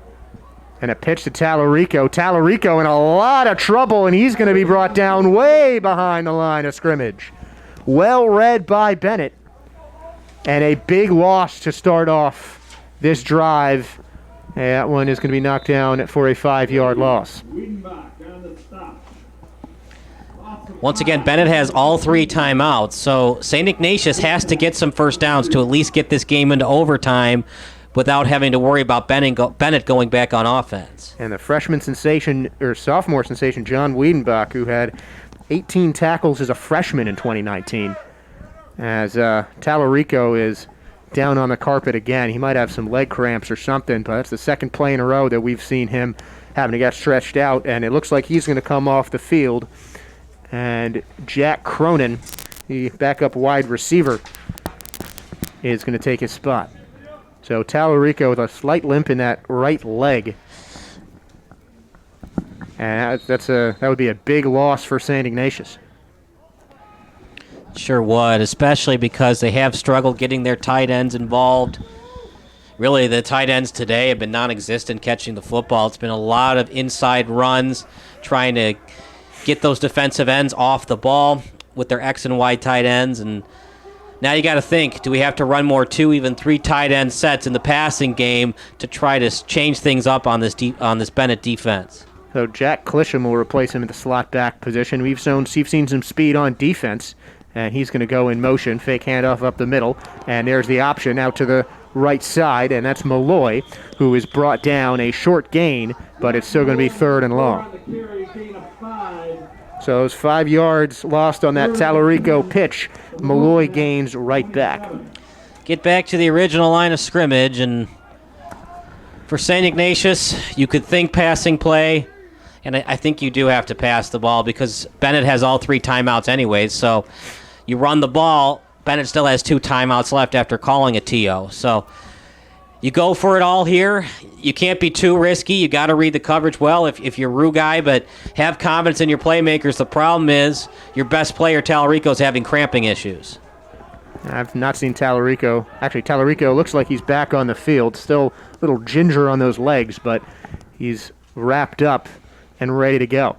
And he's going to get called to action right away and maybe get back to the line of scrimmage. So a 2-yard run with whistles blowing and an immediate timeout called by Benet Academy, and we are going to call a timeout as well. The Red Wings will get the ball off the punt with just about 2 minutes to go. You guys better stick with us. It's going to be an exciting finish.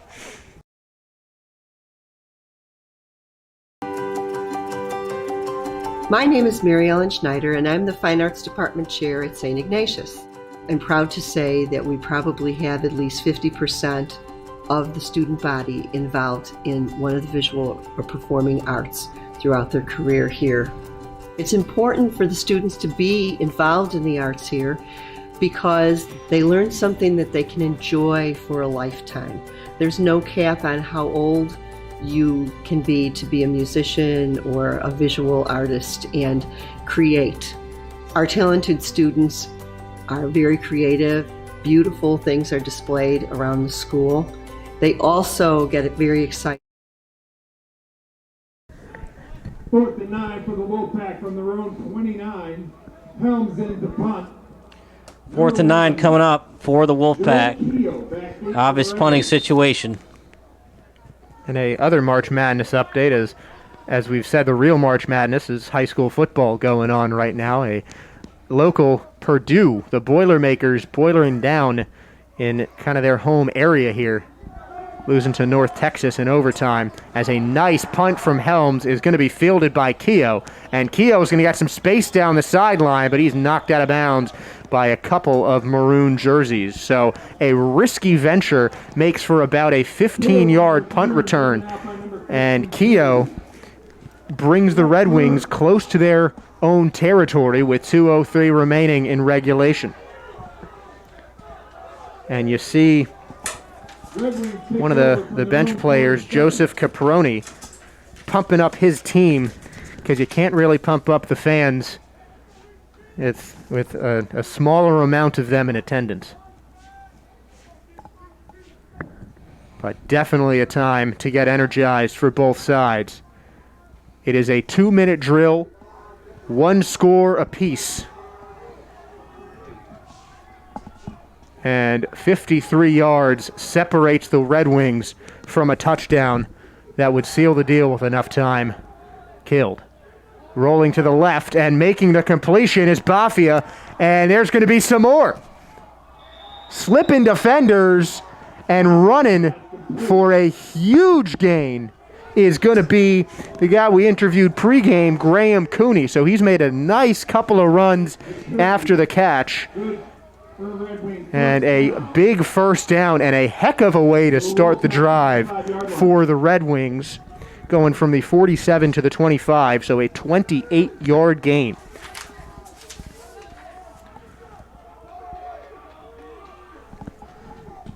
Here we go again. Do you feel confident with your kicker, or do you have to go all out, especially if it's 4th down inside the 20? And Bafia throws it to Mazza for the completion. So 2 for 2 in this 2-minute drill is Nick Bafia, and this one's a 4-yard completion to Augie Mazza. So Mazza and Cooney getting the lion's share of the receptions as Bafia takes the snap in the shotgun. Dinky screen pass is caught. Johnson's got room, got space, got a touchdown! Nick Johnson, burst of speed, giving the Red Wings the lead. What a play, and it's 13-7 Benet.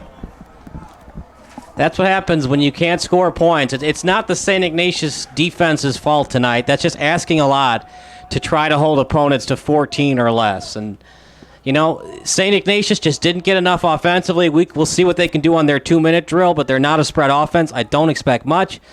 Big extra point here, though, because if St. Ignatius can score a touchdown late, And Benet misses this one. We could see a 14-13 win for the Wolfpack. And it is the first passing touchdown of the game. Boffey is second of his career. And Johnson, who is held without a reception as the running back last year, gets a 21-yard score, giving him 34 yards on the day. So Nick Boffey are responsible for 2 of the touchdowns, but Cooney with about 20 yards after the catch, and Johnson doing all the work on that screen pass as Benish's kick is good. So it's 14-7 with a minute and 10 left for St. Ignatius. A tall order for them to tie this game, but anything can happen here at Fornelli Field. We'll be right back.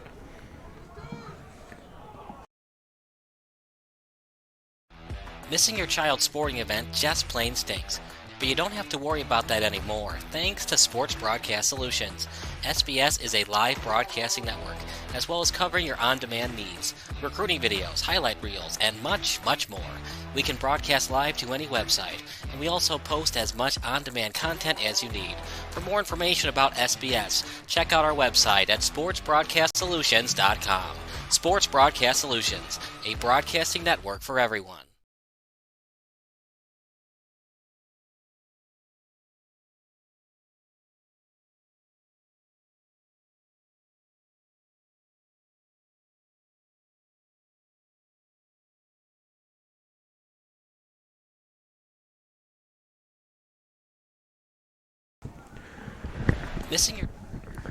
A minute 10 remaining, 14-7 in favor of the Benet Red Wings. And no score up until late in the third. And it is now 14-7, so an exciting finish to the first game of 2021 here in the Chicago Catholic League. Benish on the kick. Back to receive is Malloy. And Tallarico, the primary returner, he is not out right now as he had some leg problems. And Malloy is going to do the smart thing and let that ball roll out of bounds. So that could be huge. No one touched it. And it going out of bounds, we're going to start on the 40. And that is a big swing in field position for St. Ignatius.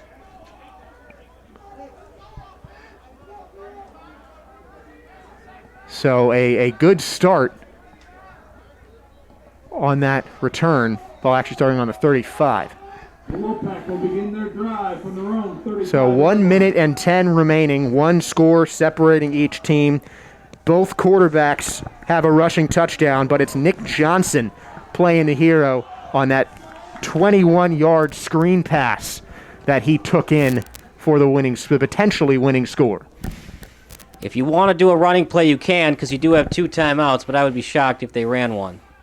And a little play action play over the middle to Malloy. Did he hang on? Yes, he did. No, the refs are saying no. And that brings an uproar on the St. Ignatius bench. Malloy still pleading his case to the refs, but they aren't hearing it. And that was tough to see. It was. Because there was so much contact right as Malloy got his hands on the ball, it's hard to believe he'd be able to make that catch. It's almost like an NFL catch over the middle right as you get hit. So when an official is in that tough spot, did he catch it, did he not? You kind of have to use your common sense there and just think, like, did Malloy really catch that with the linebacker right on top of him like that? Probably not. And this time a pitch play to Tallarico, who stumbles in the backfield, and that could be costly. He got back to the line of scrimmage, but that was it.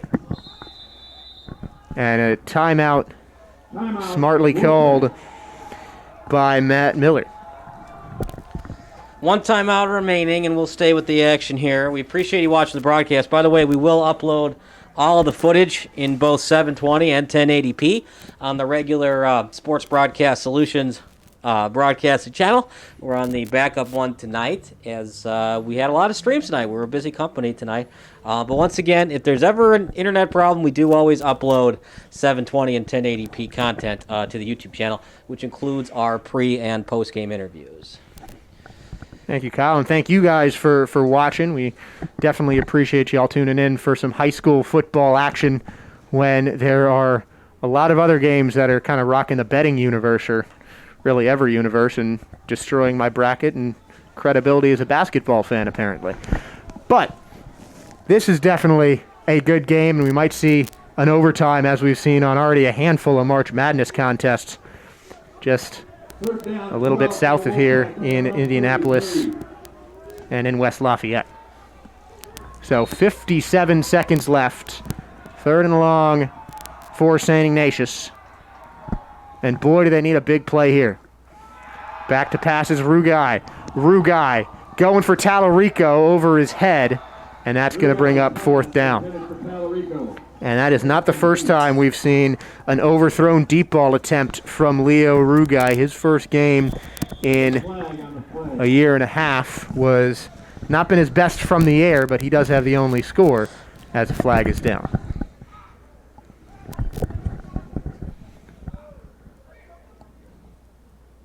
Refs discussing midfield on what would be a huge penalty depending on who it goes against. And it is going against St. Ignatius. Carl is taunting on the offense. That is a strange call. Yeah. Why would... I'm not saying it didn't happen, but why would St. Ignatius want to taunt when they're down by 7? They've been having trouble passing the ball most of the night, and they are running out of timeouts. Maybe it did happen. I mean, he's closer to the field than I am, but, you know, as the sideline judge, you have a lot of guts to make that call. And a penalty was changed to unsportsmanlike conduct, but that is a huge setback to St. Ignatius because they now have 4th and very long of about 20 yards. Not much you can do on 4th and 20. We're going to heave up a prayer and hope for the best. Man, it worked though for the Philadelphia Eagles on 4th and 26. That famous playoff game against the Packers, but very rare do you convert on 4th and over 20. Not much in the playbook you can do for plays like this. Rugani certainly has the arm and desire to throw the deep ball, and he's going to have to here. And we see a bit more shallow of a defense than you'd expect from Benet. But motion, and back goes Rugani. Blocking lets a man through. Tallarico intended through receivers, and it bounces off his chest for an incompletion. And that is something that he would like to have back. You just saw Evan Stewart collapse because he thought that his teammate would have that one, but what a heartbreaking way to end this for St. Ignatius. It's not over yet, though, Josh, because remember, Benet has had a little bit of the fumble rooskies as St. Ignatius had. They could fumble the snap. I don't see it happening. And, in fact, they're probably going to go shotgun, as some college teams and some high school teams in the victory formation go shotgun instead of typically under center. But Benet has fumbled a couple of snaps, too, so it's not over yet until Benet snaps that ball. But, yeah, a tough way to lose for St. Ignatius. It sure looked like it was in Tallarico's hand a couple of plays before that. It was in Malloy's hands until it wasn't. But, you're not going to win many games scoring 7 points. And then that's really the story of this game. St. Ignatius had their chance, but you just can't win in many games scoring only 7 points. You need more from your offense. Wasn't the case today. Benet has a good defense, but a lot of teams in this Catholic Conference have good defenses. You got to find a way to combat that. And not a couple of missed opportunities for St. Ignatius as well, but can't discount that they played such a solid game after being off a year and a half. And the shotgun in the victory formation for Bafia, who, if we had an award, he'd be getting it for the player of the game. Just a very strong performance in his first start. 12 for 20 for 119 yards through the air and a touchdown. And, of course, that 57-yard touchdown, which would be our play of the game if we had such things. 8 carries for 86 yards on the ground, doing all kinds of work for the Red Wings, and a big key in this victory as the clock is going to tick out of time for St. Ignatius, dropping the first one on their home field.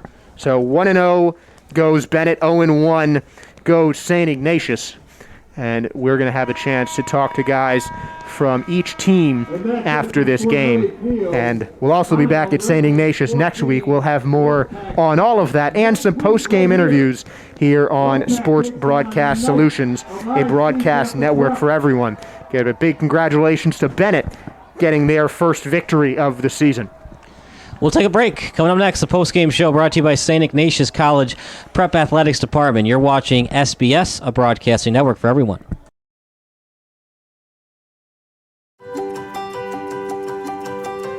My name is Patrick Winter, and I'm the chair of the Religious Studies Department at St. Ignatius College Prep. This is the department where we take the academic discipline of theology and we engage our students in questions about God, about meaning, about purpose. You know, I think of us as kind of a worldview department. And what we do is we take the students who come in, we meet them where they are, but then we try to take them somewhere else, somewhere new. What happens in our classrooms is that it becomes kind of a dynamic exchange between the students and their own context and their own experience, and the tools that we try to offer to them, and out comes something that is a mix of the religious studies curriculum that's grounded in the Catholic tradition, but also that's brought to life by their own experience and their own reflection and the questions that they have. And the students who we teach really do a wonderful job of actively engaging in that dynamic process.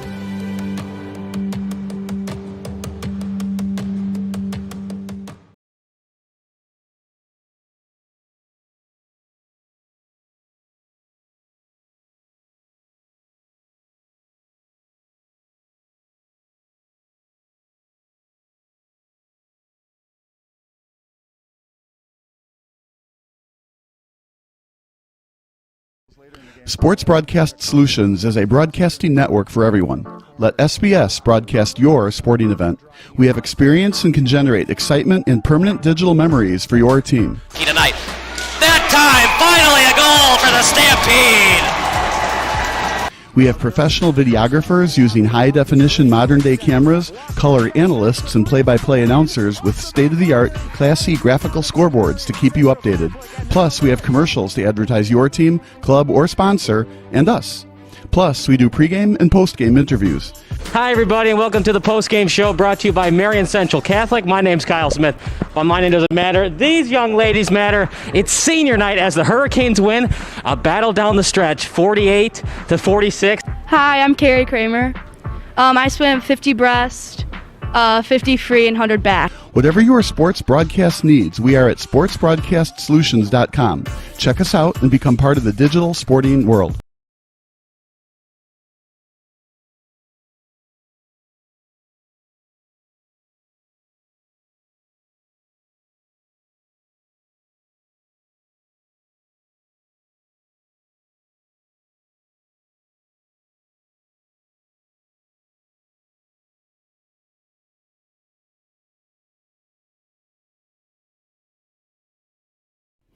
Sports Broadcast Solutions is a broadcasting network for everyone. For those of you who would like to broadcast or live stream your event, or maybe make a highlight tape, but would like a sponsor to fund the event, SBS has a myriad of ways to advertise your sponsor during our broadcasts. We have commercials. We have on-air reads by the announcers. Albatross Physical Therapy and Wellness specializes in pain-free. We have graphics, and we have watermarks. Finally, Sports Broadcast Solutions can create a commercial for you or your sponsor. Whatever your sports broadcast needs, we are at sportsbroadcastsolutions.com. Check us out and become part of the digital sporting world. Sports Broadcast Solutions is a broadcasting network for everyone. For those of you that just want raw footage of your sporting event, but no play-by-play or color commentary, you just need us to live stream video from the event over the internet. We will live stream your event on YouTube on our Sports Broadcast Solutions channel. In addition, we also have a dedicated channel on YouTube for live streaming at SBS Livestream. And if you need multiple channels, we can utilize Facebook Livestream and Instagram Live on our channel as well. Options include commercials from your sponsors, professional scoreboard graphics are still available, and of course, yes, pre- and post-game interviews are available as an option if you want. We've been working really hard this whole summer and stuff. Whatever your sports broadcast needs, we are at sportsbroadcastsolutions.com. Check us out and become part of the digital sporting world.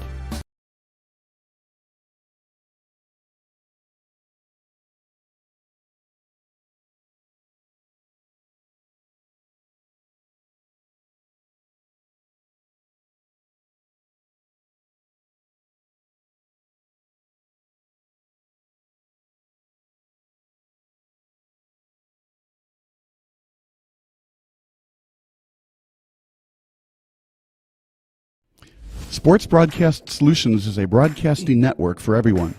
For those of you who would like to broadcast or live stream your event, or maybe make a highlight tape but would like a sponsor to fund the event, SBS has a myriad of ways to advertise your sponsor during our broadcasts. We have commercials. We have on-air reads by the announcers. Albatross Physical Therapy and Wellness specializes in pain-free. We have graphics. And we have watermarks.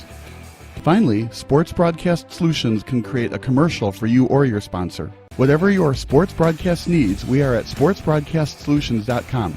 Check us out and become part of the digital sporting world.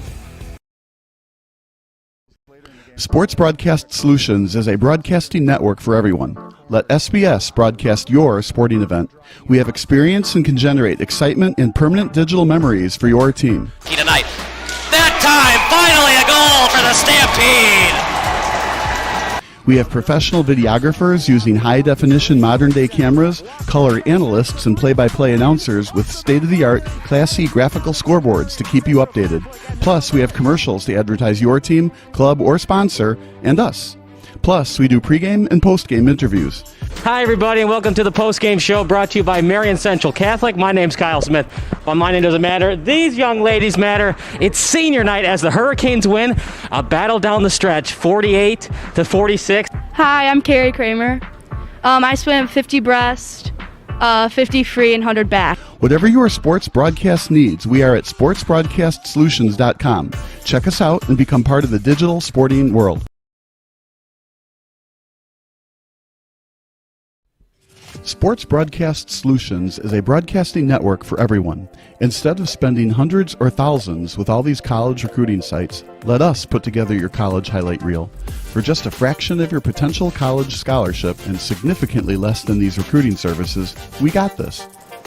In addition, we put together highlight reels for teams, including high school, your club team, or travel team. My teammate gave me a great pass, and I just took it. The other team slashed me, took the opportunity, saw where the goalie was weak, and I just shot it there. Solon, O'Connor, and Marsh back on defense. And Marsh gets a blowout. We got a breakaway, a 2-on-0. A shot, and a goal! So, 3-3. The power play was officially over. Whatever your sports broadcast needs, check us out at sportsbroadcastsolutions.com. Check us out and become part of the digital world. Missing your child's sporting event just plain stinks. But you don't have to worry about that anymore, thanks to Sports Broadcast Solutions. SBS is a live broadcasting network, as well as covering your on-demand needs, recruiting videos, highlight reels, and much, much more. We can broadcast live to any website, and we also post as much on-demand content as you need. For more information about SBS, check out our website at sportsbroadcastsolutions.com. Sports Broadcast Solutions, a broadcasting network for everyone.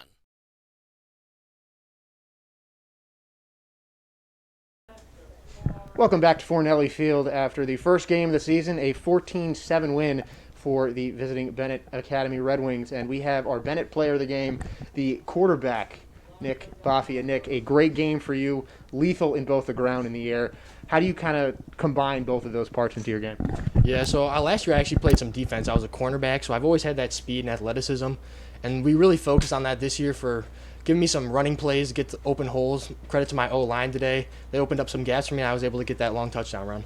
Well, speaking of which, I mean, that was one of the highlight plays of the game, just a nice burst down the sideline. Kind of take me through what happens in your head in a play like that. Yeah, I mean, it was a read on their D end, and once I saw him fly out, I knew I got to pull the ball and just saw open grass and had to hit it. And then, of course, that ended the game. Nick did a lot of the work, but you threw a nice little screen pass to him. Did you know he was good once he caught that pass? Yeah, absolutely. I mean, I've been really impressed with him this year and how he's played in practice leading up to this game. So I knew for a fact he was going to be a great player for us this year. And something that everyone's got on their minds is, of course, we're March and we're starting our football season. Mm-hmm. Talk about the talk about the offseason and how different the preparation was with such a shortened season and in a completely different year of the school year. Yeah, obviously preparation was a lot different this year. I mean, I'm proud of how our players have adjusted to that. I mean, we were working hard since last March, even when this whole thing hit, and we had our masks on, running at any open field we could get to. So the grind never stopped, but like I said, I'm really proud of how we've battled the adversity. And certainly paid off today. You started with scoreless for most of the game, but then you guys kind of broke out in that third quarter. What do you think you guys can do in the next game to kind of build off this start? Yeah, defense honestly motivated us. We knew at halftime there were some plays that were open. We just had to execute, limit the mistakes. Our penalties kind of killed us on some drives. But once we cleaned that up, those last few plays I thought were really sharp. And certainly was, and a sharp game and a great way to start off the season. Nick, thanks so much. Appreciate it. Go with our player of the game for the home team, St. Ignatius. A couple of nice punt returns, some strong plays on the offensive side of the ball, and a lot of showing of speed. So talking about the importance of speed in your game. Yeah, I like to use the speed to my advantage, and especially the quickness side to side. That's what I think I'm best at. And one of the biggest drives for you guys was that touchdown drive. You had a couple of nice run plays, a long receiving play, which is, I think, the longest play of the game for your side. I mean, that was very soon after Nick had just led Benet to that touchdown drive. And what was in your guys' head when you started that? Because it really kind of changed up the plays you guys have been running. Well, yeah, it was a 0-0 game up until he scored that touchdown. So we knew we had to put something on the board, and we needed a big play, and we got it there, and then we were able to punch it in.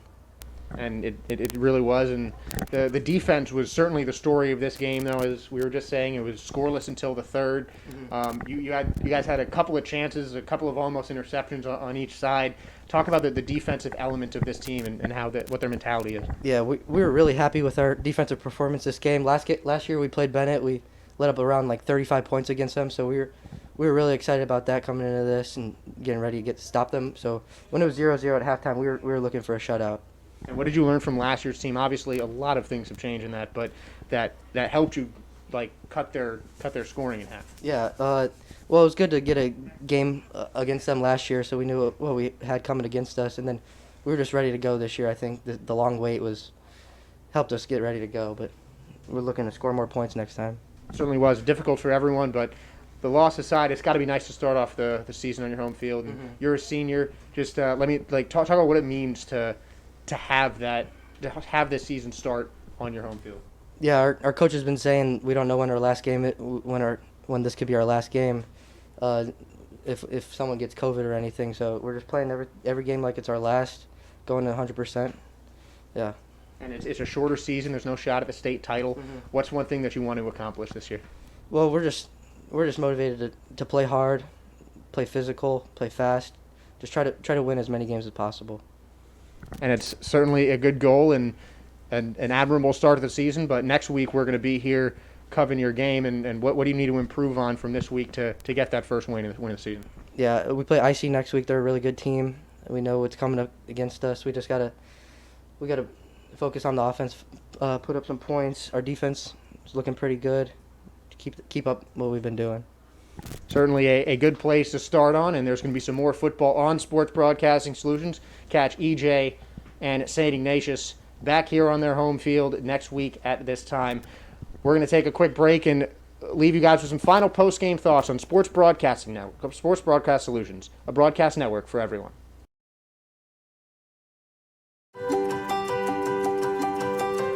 My name is Patrick Winter, and I'm the chair of the Religious Studies Department at St. Ignatius College Prep. This is the department where we take the academic discipline of theology and we engage our students in questions about God, about meaning, about purpose. I think of us as kind of a worldview department. And what we do is we take the students who come in, we meet them where they are, but then we try to take them somewhere else, somewhere new. What happens in our classrooms is that it becomes kind of a dynamic exchange between the students and their own context and their own experience and the tools that we try to offer to them, and out comes something that is a mix of the religious studies curriculum that's grounded in the Catholic tradition, but also that's brought to to life by their own experience and their own reflection and the questions that they have. And the students who we teach really do a wonderful job of actively engaging in that dynamic process.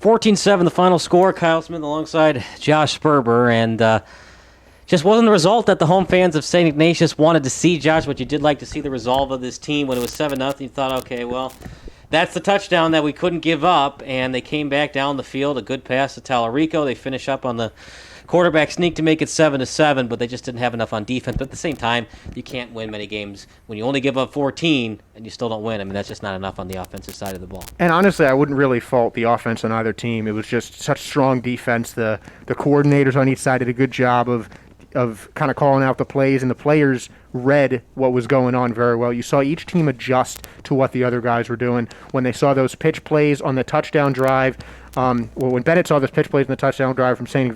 Ignatius, they adjusted. They tried the pitch play on the final, what they were trying to make the game-tying drive, and they stopped Tallarico for 5 yards.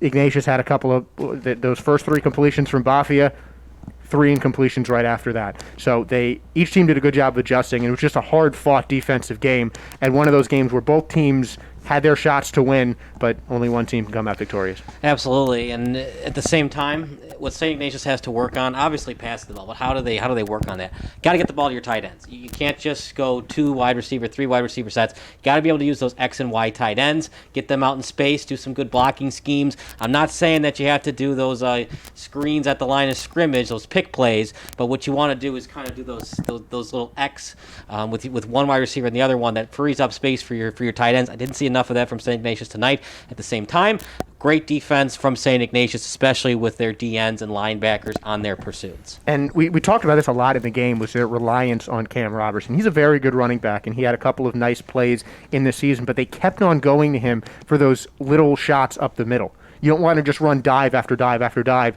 and expect some big play to break out every time. And it seemed like in the early going, that was their default play. And then once they switched it up a little bit, they had those couple of pitch plays to start off, and then that deep shot to Tallarico, that's when they had success. So really, St. Ignatius needs to do a better job of mixing up their plays, because when they can confuse the defense, give them different looks on the offensive side, they can make something happen. I also didn't see a lot of people in motion tonight for St. Ignatius, and that could be blamed on the pandemic, not enough practice time, because if you can't practice people in motion, you're just going to get illegal formations all night, and we saw a couple of legal formations for both teams, especially for the Wolfpack. Final thoughts, Josh. My final thoughts are, for the Wolfpack, obviously you need more on offense. Number 2, just a little bit better quarterback play. Rugai was a little bit short on those passes, especially the potential touchdown pass to make it 7-0 St. Ignatius on the fourth and 10 deep into Bennett's territory. A little bit better quarterback play, but more importantly, better offensive line, and just a little bit more creative on the play calling. Yeah, if Rugai made 2 or 3 of those deep balls, a couple of them he overthrew, a couple of them hit off the hands, chest of the receiver. If he made a couple more of those deep balls, this game could have been an absolute blowout. So I'm just excited to see St. Ignatius again next week, because they've got some talented guys on this team, and if they can mix up their play calling a bit, they can make for a very fun night of football in a week's time. Absolutely. Well, we will be here for that game, so we appreciate you watching this one. We'll be here next week, as it should be a good one. St. Ignatius against Marmion Academy. But for my partner, Josh Berber, we have to bid you adieu. Final score, Benet Academy 7, St. Ignatius College Prep 7, 14 for Benet, 7 for St. Ignatius. And we'll see you next time. Another production of Sports Broadcast Solutions, a broadcasting network for everyone.